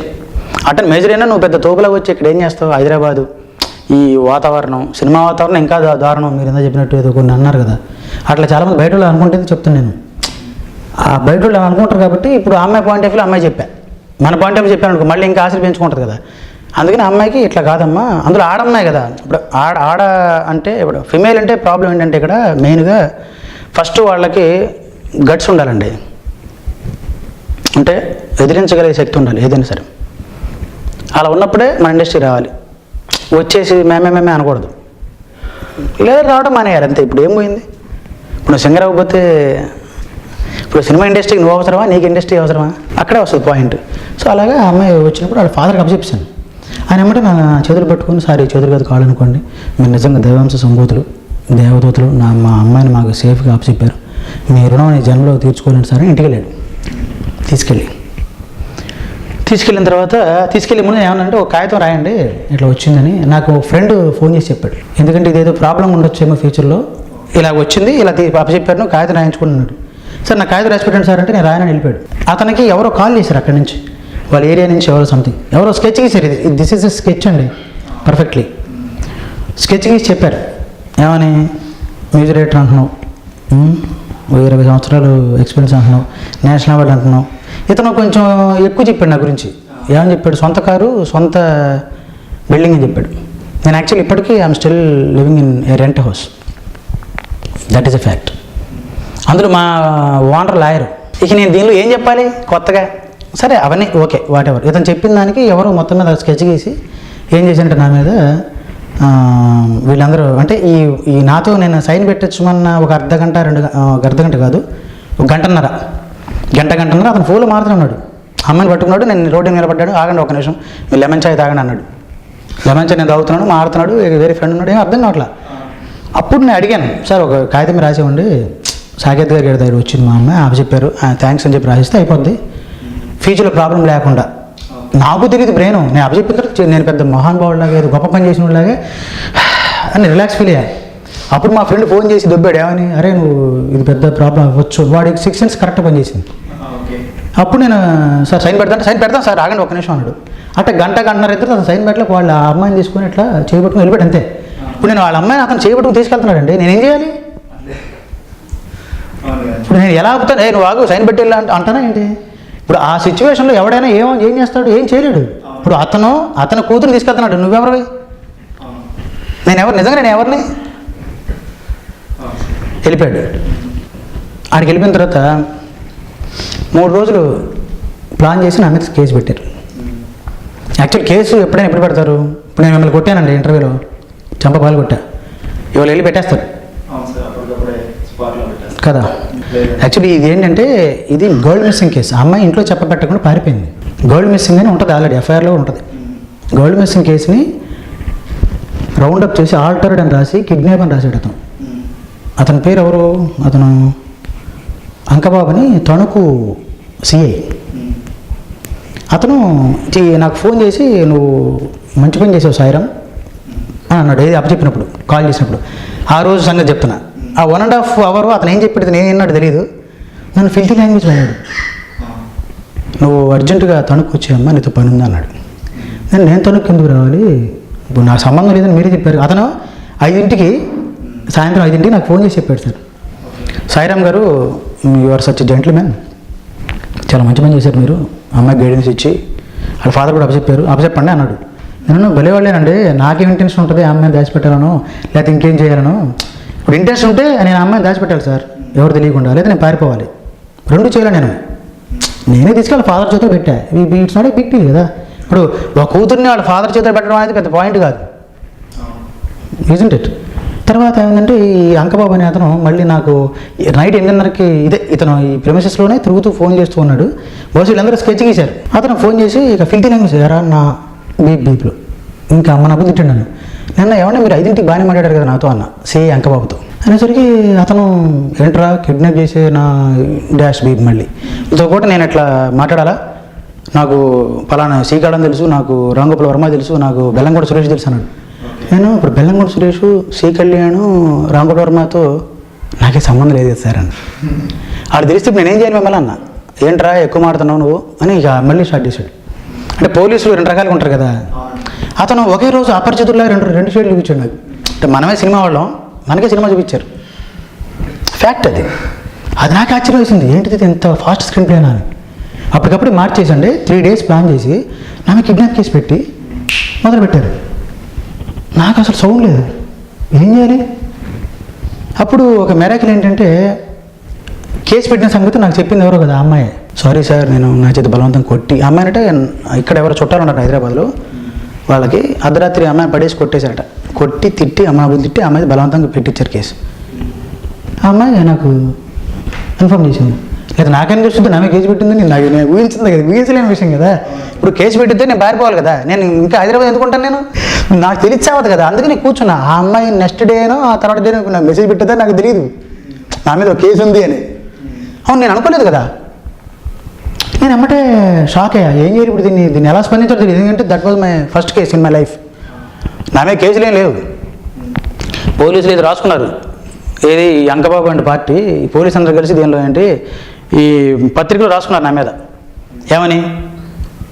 పోలీసులు చాకచక్యంతో ఆ అమ్మాయిని పట్టుకున్నారు, మైనర్ బాలిక. ఇప్పుడు వీళ్ళ గట్టి పాయింట్ మైనర్ బాలిక.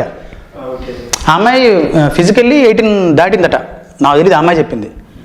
ఆ అమ్మాయి ఆధార్ కార్డు పరంగా చూసుకుంటే 1 year తక్కువ ఉంది, అంటే 17లో ఉంటుంది. సో మైనర్ బాలిక. పరారీలో ఉన్న సాకేత్ సారం కోసం గాలింపు చర్యలు చేపట్టారు. ఒకటి రాశాడు, అక్కడ ఇంకోటి పేపర్లో రాశాడు. ఎలా రాశాడు? మన మీడియా వాళ్ళు కూడా చాలా వరకు మంచోళ్ళు ఉన్నారు. కొంతమంది ఏంటంటే పాపం అతను చెప్పింది నమ్ముంటారు. అతను కూడా మహానటుడు, బేసిక్గా అతను ఆర్టిస్టు. అంటే సార్ మా అమ్మాయి రేప్ అయిపోయింది సార్ అని చెప్పాడు. మా ఫ్రెండ్కి కాల్ చేసి, మన సినిమాలో పనిచేసిన ఒక అతను ఉన్నాడు హీరో, ఆ కుర్రోడు ఇంటికి కాల్ చేసి సాకేత్ సారం కొంతమంది పిల్లలు కలిసి ఒక 5-6 కలిసి అవుట్స్కట్స్ తీసుకెళ్ళి మా అమ్మాయిని గ్యాంగ్ రేప్ చేశారు అని చెప్పాడట ఇంట్లో. వాళ్ళ మదర్ ఫాదరు సాకేత్ సారం అంటే దుర్మార్గుడితో నువ్వు పనిచేసేవా అని వాళ్ళు.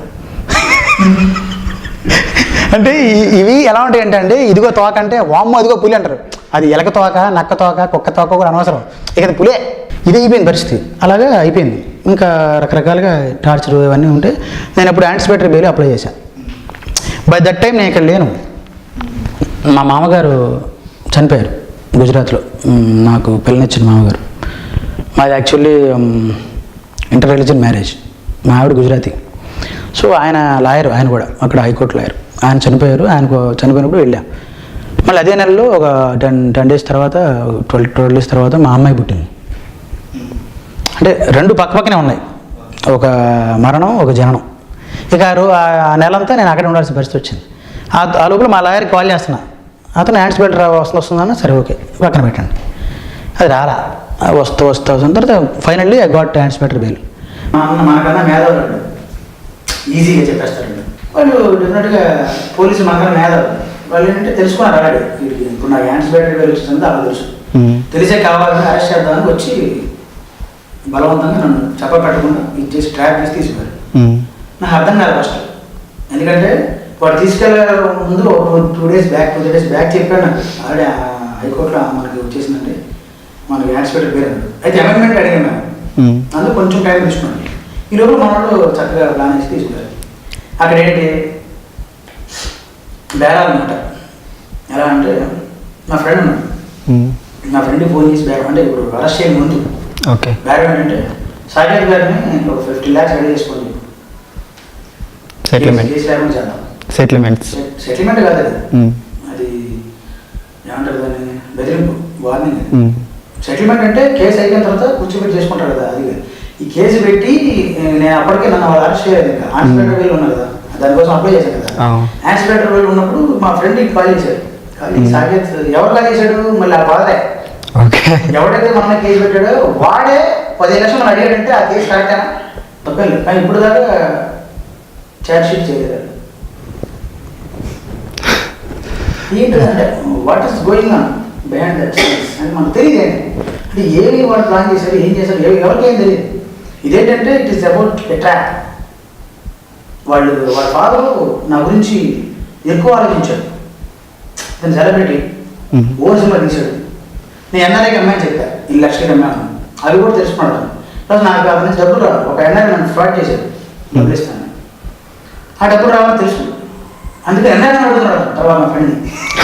ఎన్ఆర్ఐ అతను కూడా కేసు, ఇప్పుడు కేసీ తీసిన అంతసేపు. ఇప్పుడు మీరు నా దగ్గర అర్థం ఉన్నారు, నాకు ఉన్నారు కదా, ఒక కేసు పెట్టేసి మీరు కూడా దానిలో పాల్గొంటున్నారని రాస్తే నేను ఏముంది రాయటమే కదా. నిజాలు తర్వాత తెలుసుకుంటాం. ఫస్ట్ టైం మనం తిరుగుతాను గొప్పలా, అది పనిష్మెంటే కదా. అప్పుడు ఆ రకంగా వాడు నన్ను బాగా ఎక్కించి చేశాను అనమాట. ఇతను అడిగాడు 50 lakhs ఇస్తే సాకేత్ గారికి కేసు లేకుండా చేద్దామా. నాకు మెంటలెక్కింది 50 lakhs ఏంటి అసలు ఏమంటున్నాడు అనుకున్నాను. ఎందుకంటే అతను ఏమనుకున్నాడో తర్వాత నాకు పోలీసులు చెప్పారు. ఆఫ్టర్ గెటింగ్ బెయిల్ ఇచ్చాక పోలీసులు 2 రకాలుగా మాట్లాడడం మొదలు పెట్టారు. అప్పుడు దాకా ఎంజాయ్ పడగా రెమెడీ పడగా అన్న నోరు సాకేత్ గారు మీరు ఎక్కువ వేస్తాను అసలు మీకు తెలియలేదు అన్నారు. నేను తెలియదు లేదు, మేము ఇలాంటి కానీ ఇంతకన్నా చాలా చేసాం, మేము ఎప్పుడు ఎక్కువలేదు అని వాడే చెప్తున్నాను. నేను అవన్నీ ఎందుకు వాచకు ఏం చెప్తున్నాను ఎందుకు అన్న. ఇప్పుడు తీయాల్సింది తీసారు. అంకబాబు అనేవాడు ఏం చేశాడంటే తెలివిగా ప్లాన్ చేసి నా ప్రెస్ మీట్ పెట్టాడు అక్కడ. ఎందుకంటే ఇతను కూడా డేంజరస్ క్యాండిడేట్. ఏది అమ్మాయి ఫాదర్. ఇతను అక్రెడిటేషన్ కార్డు తీసుకొని ఏదో పత్రిక సోమసం రాసి నేను ప్రెస్ అతన్ని ఒక ప్రెస్ అతను కూతురు ఏమైపోతే పట్టించుకోరా అని అక్కడ కలిగిస్తే ప్రెస్ వాడికి ఎలా ఉంటుంది, ఎంత ప్రెస్ చేస్తే అంత ప్రెస్ ఉంటుంది అంతే కదా. అలా ప్రెస్ చేశాడు. అక్కడి నుంచి ఏమంటే కలిగింది మీడియా. అక్కడ ఏమంటే నన్ను అరెస్ట్ చేయడం అని నేను మీడియా పెట్టి అంకబాబు చాలా ఎంతూజిజంగా ఫీల్ అయ్యాడు. నాకు అంకబాబుని చూస్తే విచిత్రంగా అనిపించింది. అతను నాతో అన్నమాట ఏంటి తెలుసా, వస్తాలే సాకేత్ సార్ మీకు తెలుసా ఇంతకుముందు ఆ డైరెక్టర్ నేనే అరెస్ట్ చేశా, సినిమా డైరెక్టర్ అతను అరెస్ట్ చేశాను. సాకేత్ సార్ వస్తాడు, ఇప్పుడు వస్తాడు, ఒక నిమిషం తెలుసా నీకు ఇది అరెస్ట్ చేశాను అన్నాడు. నాకు అర్థం కాదు ఏంటిది. నన్ను ప్రజెంట్ చేసి ఇప్పుడు అయిపోయింది, మేము అరెస్ట్ చేసాం, ఇప్పుడు కోర్టు సబ్మిట్ చేస్తాం, ఇది రాసుకోండి, ఇతని గురించి ఇలా ఉంటుంది హిస్టరీ, ఇలాంటి నమ్ముకుంటే ఇండస్ట్రీలో సంక్రాంతి వస్తుంది మనం వేసాడు. నేను ఏం మాట్లాడు, నా క్లిప్ కూడా ఉంటుంది చూసుకోండి, అక్కడ ఉంచుకుంటే తప్ప ఏమి ఉండదు, మాట్లాడచ్చు కదా. మా ఫ్రెండ్స్ మా ఆవిడ కూడా ఉంది. నేనేం మాట్లాడగా, ఎందుకంటే స్థానభావం లేదు, చెప్పినవాడు నమ్మడం. ఎందుకంటే అతనిలాగా నేను యాక్ట్ చేయలేనే, మన యాక్టర్లే కాదండి ప్రాబ్లం, అది లైవ్లో యాక్ట్ చేయడం దౌర్భాగ్యం, అది ఒక రకంగా. సో అతను యాక్ట్ చేసేది బాగుంది, అతను స్థానబలం కాదు, ప్లస్ వాళ్ళు స్కెచ్ గీశారు, మన మైండ్ పని చేయట్లేదు, మన డైరెక్ట్ యాంటిసిపేటరీ ఉన్నా కూడా ఎందుకు అరెస్ట్ చేశారు అర్థం కాదు. ఎవ్రీథింగ్ ఏం అర్థం కాదు. ఓకే. అప్పటికి ఒక అతను అడిగాడు నిజాయితీ, ప్రెస్లో కూడా నిజాయితీ ఉందని చెప్పడానికి అది బెస్ట్ ఎగ్జాంపుల్. సాకేత్ గారు మీరు ఇన్ని సినిమా చేశారు, మీరు సెలబ్రిటీ, నేషనల్ అవార్డు కూడా వచ్చింది మీకు ఈ సినిమాకి, దీని మీద మీరు స్పందించాల్సి వస్తుంది. ఏం సార్ ఇప్పుడు మీరు అడిగే క్వశ్చన్ అతను వేసాడు బై దట్ టైం ఎగ్జాక్ట్. నేను చెప్పేటప్పుడు ఇతను మైండ్ తీసుకున్నాడు. ఏం చెప్పాడు? అరెస్ట్ చేయడు కదా, చెప్పడమే ఉండదు, అతను ఒప్పేసుకున్నాడండి, నైట్ ఒప్పేసుకుని రాశాడు. ఇప్పుడు పోలీస్ రైటర్లు ఏంటంటే మా సినిమా రైటర్కి వెళ్ళినా వాడు భలే గమ్మత్తు రాస్తారు తెలుసా, మాకే తెలియదు, నాకు తెలియదు ఇవన్నీ. ఇప్పుడు నేను ఎప్పుడు పోలీస్ మెట్లు ఎక్కింది లేదు, ఎందుకంటే నాకు న్యాయ చరిత్ర లేదు, మర్చిపోయి వీళ్ళు ఇంకోటి రాశారండి పేపర్లో చెప్పడం మర్చిపోయి. ఈ సందర్భంగా నేను చెప్పాలి, ఎందుకంటే మన వాళ్ళు వేరే వాళ్ళు ఎవరు ఎదుర్కోకుండా చెప్పాలి. చెప్పండి సార్. ఏంటంటే ఏం రాశారంటే పేపర్లో వాళ్ళ క్రియేటివిటీ ఎలా ఉంటుంది సార్, ఇలా ఉంటుంది. సాకేత్ సైరామ్ ఇంతమంది కూడా ఆడవాళ్ళ మీద అశ్చర్యంగా ప్రవర్తించినట్లు, లైంగిక హింసలకి పాల్పడినట్లు చాలా కేసులు ఉన్నాయి. ఇప్పుడు ఒక కేసు అంటే ఇప్పుడు క్రియేట్ చేయమని చెప్పండి నా కోసం, పోనీ అదే నాకు వస్తుంది కదా, అప్పుడు అంతా జనాలు. ఇప్పుడు మీరు ఒక నిజాన్ని అబద్ధం చేస్తారని నాకు తెలియదు, కానీ డెఫినెట్గా ఒక అబద్ధం నిజం చేయలేరు, హైలీ ఇంపాసిబుల్. ఎందుకంటే that is the power of truth. ఇప్పుడు నేను ఎన్ని మాట్లాడినా ఎన్ని చేసినా నేను నాకు రేపు చేసి ఓపిక లేదు, స్ట్రైట్లీ అంటే సిన్సియర్లీ ఐఎమ్ 43. సో అది ఓపిక లేదు. 2 కిడ్నాప్ చేసేంత ప్లాన్ లేదు, ఎందుకంటే నాకు ఫస్ట్ నా కెరీర్ ఇంపార్టెంట్. 20 సంవత్సరాల నుంచి నేను సంకనానికి నా కెరీర్ వస్తుంది. పోనీ అమ్మాయిని కిడ్నాప్ చేసిన మాట వాస్తవం అనుకున్నాను, పోనీ ఆడపాంటే దేని చూసి కిడ్నాప్ చేయాలి? కిడ్నాప్ 2 రకాలు చేస్తారు. ఒకటి పర్సనల్ ఇంటెన్షన్స్, నాకు ఆ అమ్మాయి మీద పర్సనల్ ఇంటెన్షన్స్ ఏమి లేవు, ఉంటే ఆ అమ్మాయిని దాచిపెట్టేవాడిని, నాకు ఫాదర్ చేతిలో ఉండాలి ఒకటి, లేదా నేను పెట్టాను అంతే కదా. తప్పు చేసినప్పుడు భయం ఎక్కువ ఉంటుంది, భయపోతాడు. ఇప్పుడు పోలీస్ జీపులో సౌండ్ వస్తున్నప్పుడు వచ్చబడి రావడం తెలుసా, తప్పు చేసినప్పుడు మనకేమి వస్తుంది, ఈ సౌండ్ అంబులెన్స్ సౌండ్ ఒకే మనకి, ఎందుకంటే ఇది మన క్రియేటివ్ లేదు. Again we're looking for creative things అంతే. ఇప్పుడు దేనిలో మనకి మన భాష ఉంటుంది తప్ప మన పర్స్పెక్టివ్ ఉంటుంది, మన పర్సెప్షన్, వేరే పర్సెప్షన్ మనకు రావు. వేరే వీళ్ళు ప్లాన్ చేస్తున్నారు అనమాట, అలా ప్లాన్ చేసి కేసు పెట్టారు. ఇప్పటికీ ఛార్జ్ షీట్ లేదు, కొత్తగా తిప్పించారు. ఒక కోర్టు వారు నన్ను మామూలుగా వాయిదాలు కూడా తిప్పించారు కదా, అలా చాలా వాయిదాలు తిరిగారు. తర్వాత జడ్జి గారు చెప్పారు సమస్య వచ్చాకండి, ప్రస్తుతానికి అలా ఉంది. అది సెటిల్మెంట్ గురించి మామూలు అడిగితే నేను చెప్పాను, నేను చేయలేదు కదా అసలు, నేను రేపు కిడ్నాప్ చేయలేదు కదా, చేసినట్టుగా ఈ బట్టి కాలు పడేసుకున్నాడు అంతే కదా. మరి నేను గాలిలో పెట్టుకోవాలన్నా, నేను గాలిలో పెట్టుకోవాలి, నేను చేయలేదు కదా. ఇప్పుడు కేసు పెట్టినప్పుడు 10 లక్షలు అడిగాడంటే కేసు ఏంటి అన్న, సింపుల్. అలాగే ఇప్పుడు కేసు అలా ఉందన్నమాట. Actually it is a trap అండి. ఇప్పుడు నేను ఎక్స్ప్లెనేషన్ ఇచ్చుకున్నది ఇప్పుడు మీ ద్వారా ఇచ్చుకున్నాను, ఎందుకంటే థ్యాంక్స్ అంటే సరిగ్గా చెప్పాలంటే మీకు థ్యాంక్స్ చెప్పాలి. ఇంతవరకు ఎక్స్ప్లెనేషన్ ఇప్పుడు ఇవ్వాలి, ఎందుకంటే it is like it is nothing. దాని గురించి చెప్తామన్నా ఏదైనా ఎక్స్ప్లెయిన్ ఇద్దామని ఏమైందని ఇస్తాం, ఎక్స్ప్లెయిన్ ఏం చేసామని మరి దాని వెనకాల బిహైండ్ ద స్క్రీన్ ఏదైనా ఉండాలి కదా. ఇప్పుడు అందా చెప్పినట్టు నేను 2 కారణాలు కిడ్నాప్ చేయడానికి. ఒకటి పర్సనల్, నాకు అమ్మాయిని ఇంటెన్షన్ ఉంటే ఆ అమ్మాయిని నేను దాచిపెట్టాలి, నేను అబ్జర్వకూడదు, నేను అబ్జర్వాను కదా, ఏదైనా బాగుపోవాలి, నేను అక్కడే ఉన్నాను కదా, ఇచ్చిందే నేను, ఆ అమ్మాయి చేతులు చేయబెట్టింది నేను, వాడు వాళ్ళ చేతులు పెట్టి జాగ్రత్త చూసుకోండి అమ్మాయిని.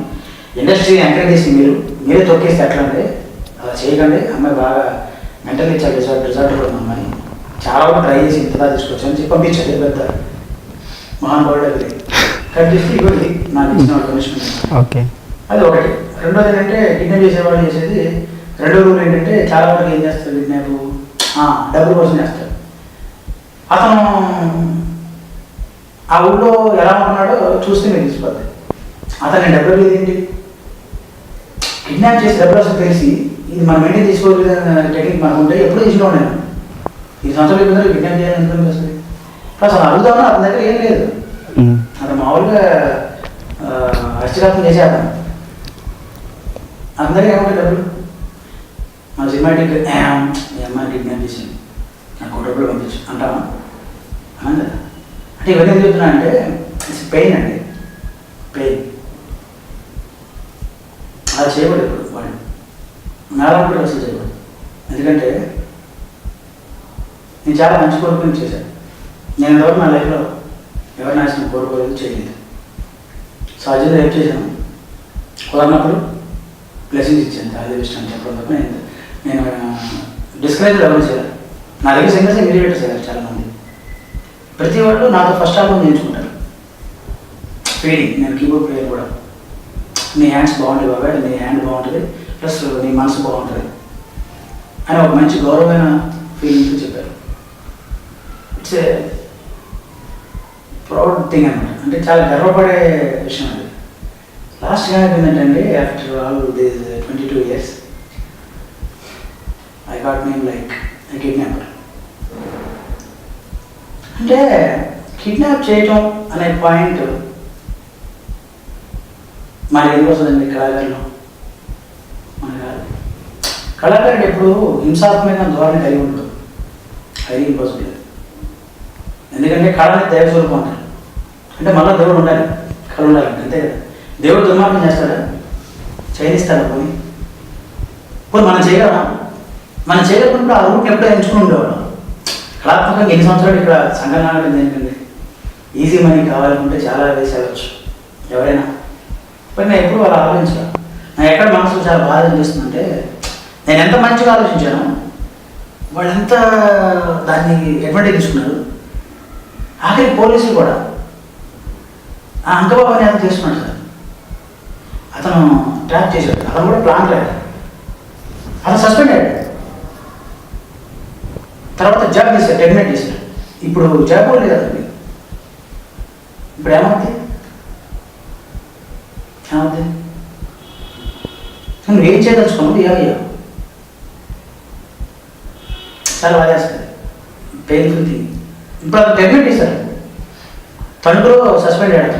ఏదో ల్యాండ్ మాఫియా ఏదో చేస్తున్నా అంటే ల్యాండ్ సెటిల్మెంట్ సస్పెండ్ చేశారు. తర్వాత కట్ చేస్తే గంజాయిలో కాకి ముక్కలు వేసారు, మారేడు మిల్లు మళ్ళీ ఇచ్చారు అతనికి. ఇది టెర్మినేట్ చేసి పడుతుంటారు. సింపుల్ అది. అంటే ఒక సిఐకి స్టేటస్లో ఉన్నవాడిని సస్పెండ్ చేయాలంటే ప్రాపర్ ఎవిడెన్స్ ఉండాలి. అది ఈజీగా మిమ్మల్ని నన్ను ట్రాన్స్పేటర్ బిల్లు కూడా ఇట్లా అరెస్ట్ చేసి అంటే తెలివితేటలు అక్కర్లేదు కదా, అందుకని ఎక్కువ తెలివితేటలు కావాలి. అసలు పోతుందా ఏమంటే ఇప్పుడు అది టెర్మినేట్ చేశారు జాబ్ నుంచి. ఇప్పుడు ఏం చేయాలను? నన్ను అన్నాడు ఆ రోజు, 4 రకాలు మాట్లాడాడు. నేను ఒకటే అనుకున్నాను, భగవంతున్నాడు, నేను కిడ్నాప్ చేస్తే, నేను రేప్ చేస్తే నేను నచ్చిన, నేను కిడ్నాప్ చేయకపోతే, నేను రేపులు గట్రా చేయకపోతే డెఫినెట్లీ నన్ను ఈ ఊపిలో లాగిన వాళ్ళు, ఈ కేసు పెట్టిన వాళ్ళు అందరూ సర్వనాశనం అయిపోతారు. ఇది నేను అనుకున్న ఒక స్టేట్మెంట్. అది మనసావచ్చా కర్మ చెప్తున్నాను. ఎందుకంటే ఎప్పుడు మంచి చేసేవాడు మంచి చేయడం పర్లేదండి, గుర్తుపెట్టుకుని పర్లేదు, పోనీ అది కూడా అనుకున్నాను. కానీ చెడు చేయకూడదు. అట్లా నేను ఎవరినండి ఎక్కడో బతుకుతున్నాను, ఇన్ని సంవత్సరాలు ఎల్లబస్సుకి వచ్చాను, మెజరేటర్గా ఎక్కడికి వెళ్ళాలనుకున్నాను. అఫ్కోర్స్ స్ట్రగుల్లో ఉన్నాను. నాలా చాలా ఉన్నారు, నేను అది గొప్పనే కాదు, బాధలు అందరికీ ఉంటాయి. కానీ ఈ బ్యాడ్ నేమ్ అని చూసారా, ఒకప్పుడు నేను నెట్లో నా పేరు కొడితే సకేత్ సైరామ్ అని అవార్డులు గొప్ప గొప్ప మాట్లాడింది. ఇప్పుడు ఏంటంటే మైర్ బాలిని కిడ్నాప్ చేసిన సంగీత అంటే ఏది కరెక్ట్ అంటారు దాన్ని? నేను కిడ్నాప్ చేశానా అని మాట్లాడి కూడా వస్తుంది. వాళ్ళు అంటున్నారు కదా, కేసు పెట్టాడు కదా, అతను అంటే ఏమంటాడు? అక్కబాబు ఇచ్చిన తెలివే సమాధానం,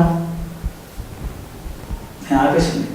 కేసు పెడితే చేయాలి కదా, తీసుకోవాలి కదా, కేసు పెట్టుకోవాలి, నువ్వు చూసుకోవాలి అంటాడు అతను లాజిక్ అది.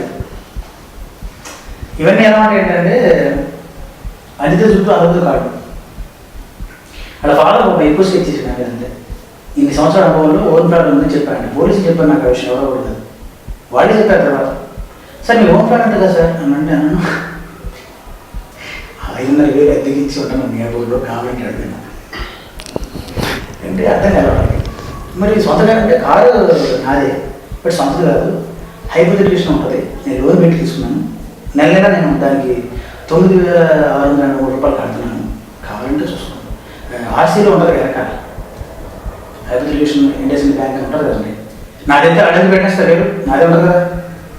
So this is the fact. వాళ్ళు స్కెచ్ గీశారు కానీ తప్పు చేశారు. ఎందుకంటే దానికి కొంచెమైనా కన్సర్న్ మనం అయి ఉండాలి. ఇప్పుడు నేను ఏదైనా రేప్ అయినా చేసి ఉండాలి, ఏదైనా కిడ్నాప్ అయినా చేసి ఉండాలి. ఆ రెండూ చేయడానికి వీల్లేదు. ఎందుకు వీల్లేదంటే నా మైండ్ అసలు అక్కడ లేదు. నేను ఇండస్ట్రియల్ పరీక్షను కదా, అంటే ఇక్కడ అతను బయట అతను. ఇప్పుడు ఇండస్ట్రియల్ కూడా ఈ విషయంలో తెలుసుకోవాల్సింది ఏంటంటే ఎవరు పెడితే వాళ్ళు నమ్మకండి. బయట నుంచి వచ్చిన వాళ్ళని బయట మాట ఇప్పుడు అంటాను నేను 2 సంవత్సరాల తప్ప ఇప్పుడు దాకా నాకు భగవంతుడి దగ్గర మనసాలు చక్కగా బయట సినిమా మన గొప్ప వాళ్ళు బయట వాళ్ళు అవుట్ ఆఫ్ ఫిలిం ఫీల్డ్ ప్రజలు నార్మల్ ప్రేక్షకులు వీళ్ళు అట్లా లేదు నాకు. కానీ ఈ ఇష్యూ జరిగిన తర్వాత అనిపించింది. అప్పుడు నాకు అర్థమైంది ఏమనంటే హీరో ఇంటి ముందు గేట్ ఎందుకు ఉంటుంది, గేట్ దగ్గర గోరకాయ ఎందుకు ఉంటుంది, సెక్యూరిటీ అసలు ఎందుకుంటుంది అనేది ఇప్పుడు నాకు అర్థమైంది. ఇప్పుడు నాకు తెలియదు. నేను అనుకున్నాను వెళ్ళి వెళ్ళకు లేదా ఏమైపోద్ది కరిగిపోద్దాను వాళ్ళు ఏమన్నా ఫ్యాన్ వచ్చి ముట్టుకుంటాడు అబ్బా చేయగానే తీసుకుంటే ఏమైపోద్ది వాళ్ళు మీరే ఇంకో జనాలు కాదా అని అనుకునేవాడిని. But these people prove me wrong. అప్పుడు నాకు అర్థమైంది ఎస్ డెఫినెట్లీ మనం ఎవరు పెడితే వాళ్ళని ఎంకరేజ్ చేయకూడదు అంటారు సరే. అర్హత లేని అందరికి ఇస్తే అలా అవుతుంట. ఆ అమ్మాయి పాపం మంచిదే. ఆ అమ్మాయి ఎప్పుడు నా గురించి అట్లా ఇప్పుడు చెప్పాలి ఎక్కడ. కానీ వాళ్ళ ఫాదర్ అసలు మంచివాడు చెడ్డవాడు తెలియదు నాకు. కానీ నాకు ఎంత చెడు చేస్తే నేను అనుకోలేదు. ఇంత స్కెచ్ గీసి ఇంత ఎగిచ్చి ఇట్ ఈస్ వెరీ ప్యాథటిక్ అనమాట. అప్పుడు అదే అనిపించింది నాకు, అదేమి బ్రతుకు అని. అంటే ఇప్పుడు ఆ అమ్మాయి ఎవరో పేరు సార్. ఇప్పుడు అమ్మాయి లైఫ్ స్పాయిల్ అయిపోయింది. నా వల్ల స్పాయిల్ అయితే ఓకే వేరే వేరే ఉంటుంది. అతని వల్ల స్పాయిల్ అయిపోయింది. కేసు అతను పెట్టాడు. అది 3 days ఆ అమ్మాయిని పాపం టార్చర్ చేసి పెట్టాడు, కొట్టి తిట్టి. పాపం అమ్మాయి మహేంద్ర వాడే చెప్తాను కదా, మహేంద్ర వారిని కొట్టచ్చుకొని కొట్టి తిట్టి రద్దు మానసికంగా అంత ఎప్పుడు చూసారు. అది ఒరిజినల్ టార్చర్ అంటే ఇవన్నీ కాదు. కేసు పెట్టు అని వాళ్ళు ఒక అమ్మాయిని, ఆ అమ్మాయి అప్పటికే అందంటారు.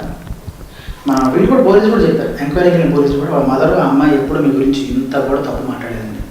ఆ అమ్మాయితో అసలు మీకు దండం పెడుతుంది, మీరు అసలు ఆవిడ ఇవ్వడం అనేది అసలు నా ఒరిజినల్ సుకృతం, అంత అదృష్టం, అంత గొప్ప మనిషి మీద మా ఫాదర్ పెట్టారు.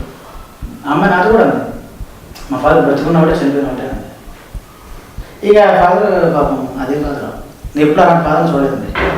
ఫస్ట్ టైం నా లైఫ్లో అలాంటి ఫాదర్ చూడటం. పేపర్లో ఎన్నో ఎక్కడ చదువుతాం అలాంటి ఉంటారేమో ఎదురుగా చూసి షాక్ నేను. అలాంటి ఎక్స్పీరియన్స్ ఎవరికి రాకూడదు, మన కళాకారులకి బాగుంది అసలు ఎవరికి రాకూడదు. ఈజ్ ప్యాథటిక్ అంతే. మీకు మ్యూజిక్ డైరెక్టర్లో మీకు నచ్చిన మ్యూజిక్ డైరెక్టర్ ఎవరు సార్? ఇళయరాజా. మామూలుగా మ్యూజిక్ నేర్చుకునే వాళ్ళకి మీరు ఇచ్చే సజెషన్ ఏమైనా ఉన్నాయి సార్? సజెషన్స్ ఇండస్ట్రీ రాకండి, వస్తే వెళ్ళకండి, సాధించే వెళ్ళండి. ఎందుకంటే ప్రెస్టీజియస్ ఇష్యూ పక్కన పెడితే ఫాల్స్ ప్రెషర్ వస్తుంది చాలా మందికి. ఇంట్లో ఏదో లేదా ఊళ్ళో ఏదో చెప్పొస్తారు, ఇంటికి ఎలా వెళ్ళాలని మళ్ళీ అనుకుంటారు. ఇదే మెయిన్ మైనస్. ఎవరో సాటిస్ఫైడ్ కూడా వస్తుంది, మన మొదలు దరిద్రమే అంతే కదా. మనం సాటిస్ఫై అవ్వాలి, ఇక్కడ నకారం కావాలి కంపల్సరీగా. ఎందుకంటే నీది ఏం నువ్వు సాధించుకో, నీది ఏం నువ్వు సాధించుకోలేకపోయావు, దానికి చాలా కారణాలు ఉంటాయి. మళ్ళీ సాధించు, ఏమి ఇండస్ట్రీ ఇక్కడే ఉంటుందండి, ఎక్కడే ఇక్కడే ఉంటుంది ఇండస్ట్రీ. అందరికీ ఓపెన్ డోర్స్, ఇక్కడ ఎవరిని రావద్దు అందు, పోవద్దని కూడా అందు, మీ ఇష్టం బాగా ఉంటుంది. ఇట్స్ లైక్ టికెట్, నువ్వు పోను మాకు నీ ఇష్టం. కొంటే ఎక్కుతావు ట్రైన్, కొనకపోతే చూస్తూ ఉంటాడు ట్రైన్ అంతే. అందుకని ఏంటంటే బేసిక్ పాయింట్ ఇలా ఆలోచిస్తే ఇబ్బంది ఉంటుంది, గ్యారెంటీ ఉండదు. వచ్చేటప్పుడు ఎప్పుడైనా మీరు ఫస్ట్ మీ లెవెల్ ఏంటో తెలుసుకోండి. లెవెల్ ఇన్ ద సెన్స్ మీ అర్హత, మీ క్వాలిఫికేషన్, మీరు నిజంగా దేనికి అర్హులా కావాలి. Yes I can do it. Practically ఆలోచించండి. ఏదో 10 మంది పక్కన మిమ్మల్ని పోడే కదా అని మీరు ఫీల్ అయితే కష్టం. ఎందుకంటే పొగడతలు వేరు, మెచ్చుకోవడం వేరు. పొగడతంటే ఆశించి చెప్పేది, మెచ్చుకునేదంటే నిజాయితీ చెప్పేది. సో నిజంగా మీ గురించి తెలుసుకుని వచ్చినప్పుడు మళ్ళీ వెనక్కి వెళ్ళే పరిస్థితి పెట్టుకోకూడదు. మీరు ముందు అంచనా వేసుకోవాలి. ఇక్కడ వచ్చే పరిస్థితులు, ఇక్కడ కడుపు మాడుద్ది, ఫుడ్ ఉండదు, నిద్ర ఉండదు, మీరు అనుకునే సొఫిస్టికేటెడ్ థింగ్స్ ఏమి ఉండవు. కాబట్టి ఇక్కడున్న కష్టాలకి ప్రిపేర్ అయితే రావాలి, లేదా శుభ్రంగా మ్యూజిక్ లవర్గా, ఫిలిం లవర్గా, ప్రేక్షకురాలుగా చూస్తూ ఉండిపోవచ్చు. ఎందుకంటే ఇండస్ట్రీకి మీ అవసరం లేదు, మీకే ఇండస్ట్రీ అవసరం. అంటే ఏంటంటే you have to mould yourself account field. Sir particular case మీ మీద ఎఫెక్ట్ చూపించదు కదా సార్, అప్పుడు మీకు ఇండస్ట్రీ మీకు సపోర్ట్ చేసేదా? డెఫినెట్గా.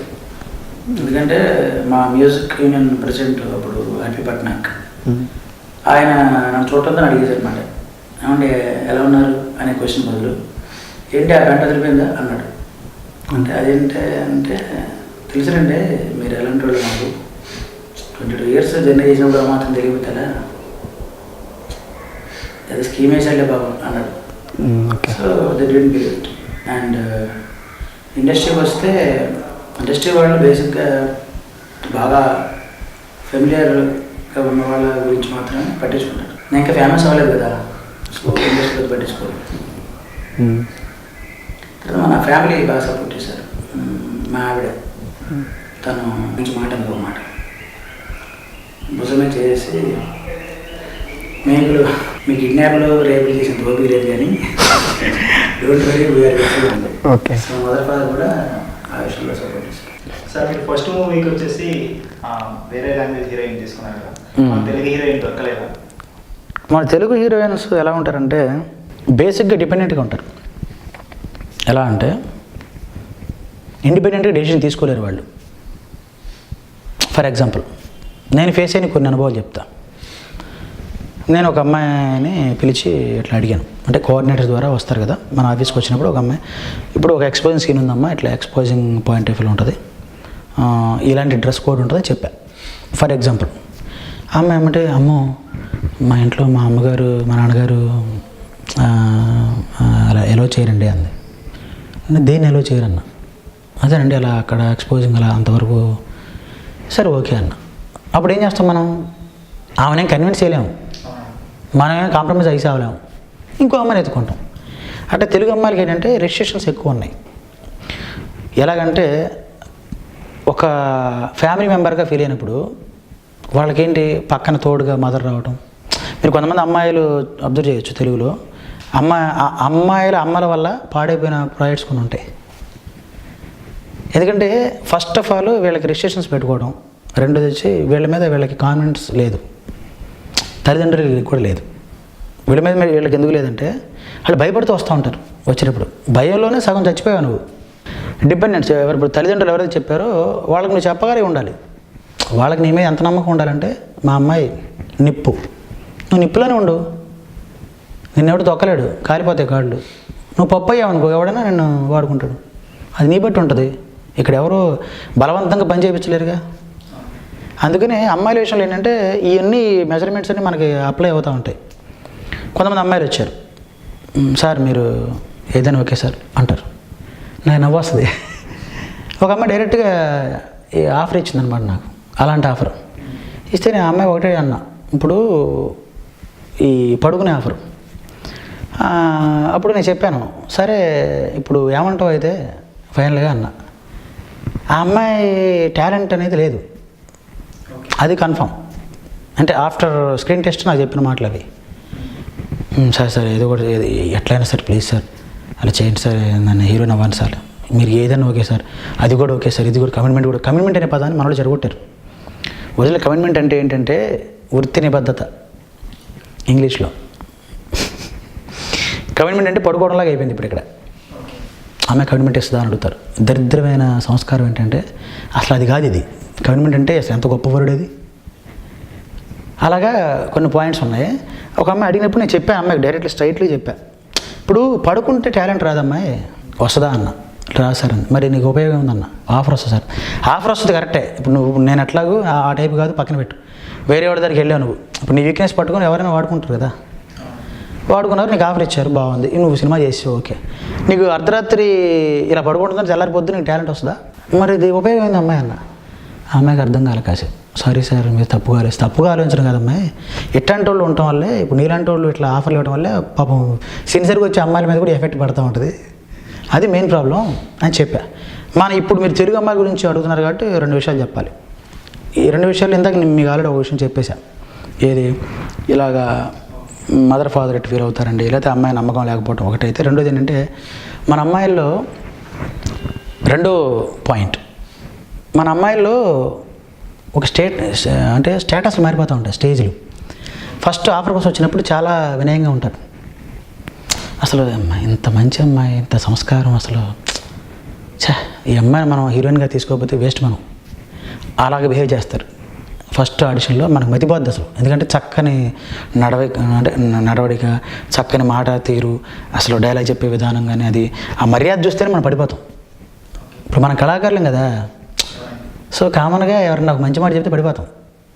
అమ్మాయిలు కూడా ఏమంటారంటే అబ్బా, ఫర్ ఎగ్జాంపుల్ రీసెంట్గా ఒక అమ్మాయి అందనమాట, ఆమె సాకేత్ గారు మీ స్మైల్ చాలా బాగుంటుందండి, మీ ఐస్ బాగుంటాయి, మీతో నిజంగా నేను మీట్ అవ్వటం అదృష్టం అంటే నేను నవ్వా. అంటే అది నాకు వర్కౌట్ అవ్వదు. ఇన్ఫ్యాక్ట్ నీకు వర్కౌట్ కాదు, నాకు తెలుస్తుంది నువ్వు నన్ను మెచ్చుకుంటున్నావు అని కాదు, పొగుడుతున్నావు అని. అవసరం కొద్దీ చేసేది పొగడతా, సిన్సియర్గా మెచ్చుకోవటం అంతే.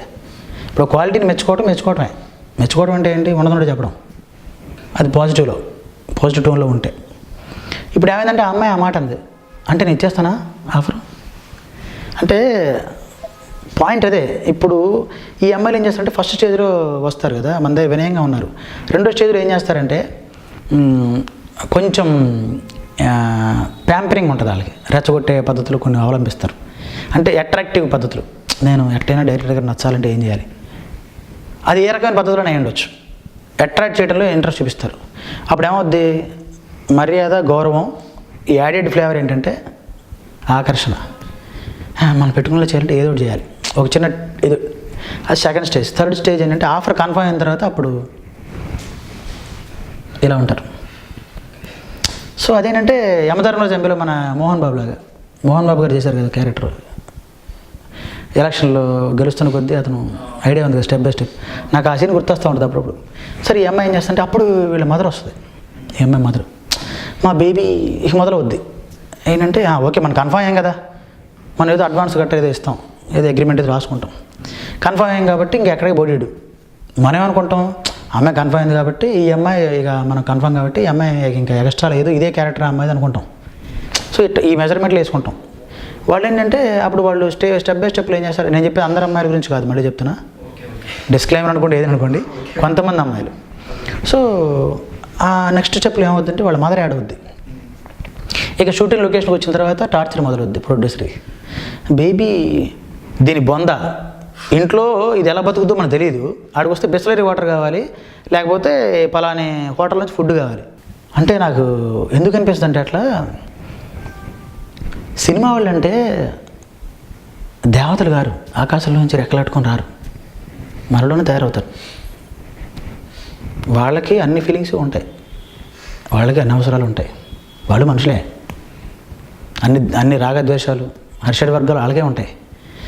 తేడా ఏంటంటే సినిమాలో మనం చూపించే విధానం బట్టి. ఇప్పుడు సినిమాలో హీరో కొడతాడు, 100 మందిని కొడతాడు. శివాజీలో ఒక్క షాట్కి గాల్లో ఇట్లా లెగుస్తాడు. రజనీకాంత్ నిజంగా బయటకు వస్తే ఒక అతనితో పోరాడగలడా? That is film. ఇది తెలిసినా మనం మోసపోతూ ఉంటాం. ఎందుకంటే this is called crazy impact, film impact జనాల మీద అలా ఉంటుంది. ఇప్పుడు అమ్మాయిలు, మీరు తెలుగు అమ్మాయిల గురించి అన్నారు, మళ్ళీ చెప్తున్నా, అక్కడికే వస్తున్న పాయింట్. ఎప్పుడైతే అన్నారో బేబీ ఇక్కడి నుంచి తీసుకురండి, బేబీకి అక్కడి నుంచి తీసుకురండి అని చెప్పేసి ఆ అమ్మాయిని రకరకాలుగా మనకి రుద్ర మొదలు పెడతారు. ఎలాగా ఆమె అలవాట్లు, ఆమె సొఫిస్టికేటెడ్గా, ఆమె సానుకూలత ఎక్కడుందో, ఆమె పిచ్చ పైచ్చ మొత్తం మన మీద తీర్చుకుంటారు అనమాట. వాళ్ళకి కావాల్సిన సరదాలు మొత్తం. వీళ్ళు ఎప్పుడు తిని చావలేదా అనిపిస్తుంది మనకి వాడు తెచ్చుకున్న బిర్యానీలు చూస్తే. తర్వాత ఏంటి వీళ్ళు జీవితంలో ఎప్పుడో పాపం ఆకలి ఎక్కువ వేసినట్టుంది అనిపిస్తుంది. అంటే ద పాయింట్ ఈజ్ ప్రొడ్యూసర్ని తినేస్తారు అంతే, సెకండరీ తర్వాత సంగతి. డైరెక్టర్ అంటే ఏంటంటే అట్రాక్ట్ చేసుకున్నాం, నా బొంద అట్రాక్ట్ చేసుకుని ఏం చేస్తున్నావు. That is not about the love and marriage కదా. పర్సనల్గా వేరు ఉంటుంది లైఫ్, ఎప్పుడు ప్రొఫెషనల్ వేరు ఉంటుంది. అందుకనే అలా వచ్చినప్పుడు మన అమ్మాయి వల్ల నేను కొన్ని ఇబ్బందులు పడ్డా. అందుకే ఏం చేశానంటే ఆ సినిమాలో ఫస్ట్ నుంచి చివరి దాకా అమ్మాయి చాలా ట్రెడిషనల్గా మేక్ ఓవర్ ఉంటుంది, అవుట్లుక్ అలా ఉంటుంది, డ్రెస్ క్లైమాక్స్కి వచ్చేసరికి ఇంతవరకు షార్ట్ వేసుకొని యాక్ట్ చేయాలి. క్లైమాక్స్ ఇట్స్ అబౌట్ ఒక 5 scenes అట్లా. మన తెలుగు అమ్మాయి పెట్టకూడదని ఎప్పుడు అనుకోవాలా. ఇన్ఫ్యాక్ట్ ఫస్ట్ ఫిలిం పెట్టడానికి కారణాలు ఇవి. నెంబర్ 1, మన వాళ్ళకి ఏంటంటే స్టేజ్లు మారిపోతూ ఉంటాయి, అది నాకు ఇష్టం లేదు. అందుకని ఏం చేశానంటే ఈ స్కిన్ టోన్ పరంగా, ఎక్స్పోజింగ్ పరంగా, క్యారెక్టర్ పరంగా బాంబే అమ్మాయిని తీసుకుందాం డిసైడ్ అయ్యా. వెబ్ సిరీస్ ఏమైనా సినిమా మీద ప్రభావం చూపిస్తాయి సార్? డిజిటల్ మీడియా డెవలప్ అవడం అనేది క్రియేటివిటీకి డెఫినెట్గా అడ్వాంటేజ్. అయితే దానిలో ఏంటంటే ఇండిపెండెంట్ మేకర్స్ ఎవరైతే ఉంటారో, అంటే ఇప్పుడు సోకాల్డ్ పెద్ద బిగ్ ప్రొడక్షన్ హౌసెస్ దగ్గరికి వెళ్ళి అందరికీ అవకాశాలు రాకపోవచ్చు. ఇప్పుడు మీరు ఒక అసిస్టెంట్ డైరెక్టర్, మీరు assistant director and associate and co-director అలా వెళ్ళిన తర్వాత ఒక సినిమా ఒక కథ తీసుకుని ఒక ప్రొడ్యూసర్కి వెళ్ళాలి. ప్రతి ప్రొడ్యూసరు అందరికీ ఆఫర్ అంటే ఇవ్వకపోవచ్చు, ఈవెందో అంత సమయం కూడా అతనికి ఉండకపోవచ్చు. You can't blame them. అప్పుడు ఏంటంటే వాళ్ళకి ఇండిపెండెంట్గా మనం అంటే మనం నిరూపించుకుందాం అని ఒక షార్ట్ ఫిల్మ్స్ ద్వారా కానీ వీటికి డిజిటల్ మీడియా బాగా హెల్ప్ అవుతుంది. వెబ్ సిరీస్ అంటే ఏంటంటే ఆ విషయానికి వస్తే నాకు తెలిసిన వరకు ఇది యూఎస్ లాంటి ఫారిన్ కంట్రీస్లో వర్కౌట్ అవుతుంది బాగా ఈ మధ్యకాలంలో. సో వీళ్ళు అడాప్టెడ్ ఫీలింగ్ అదంతా.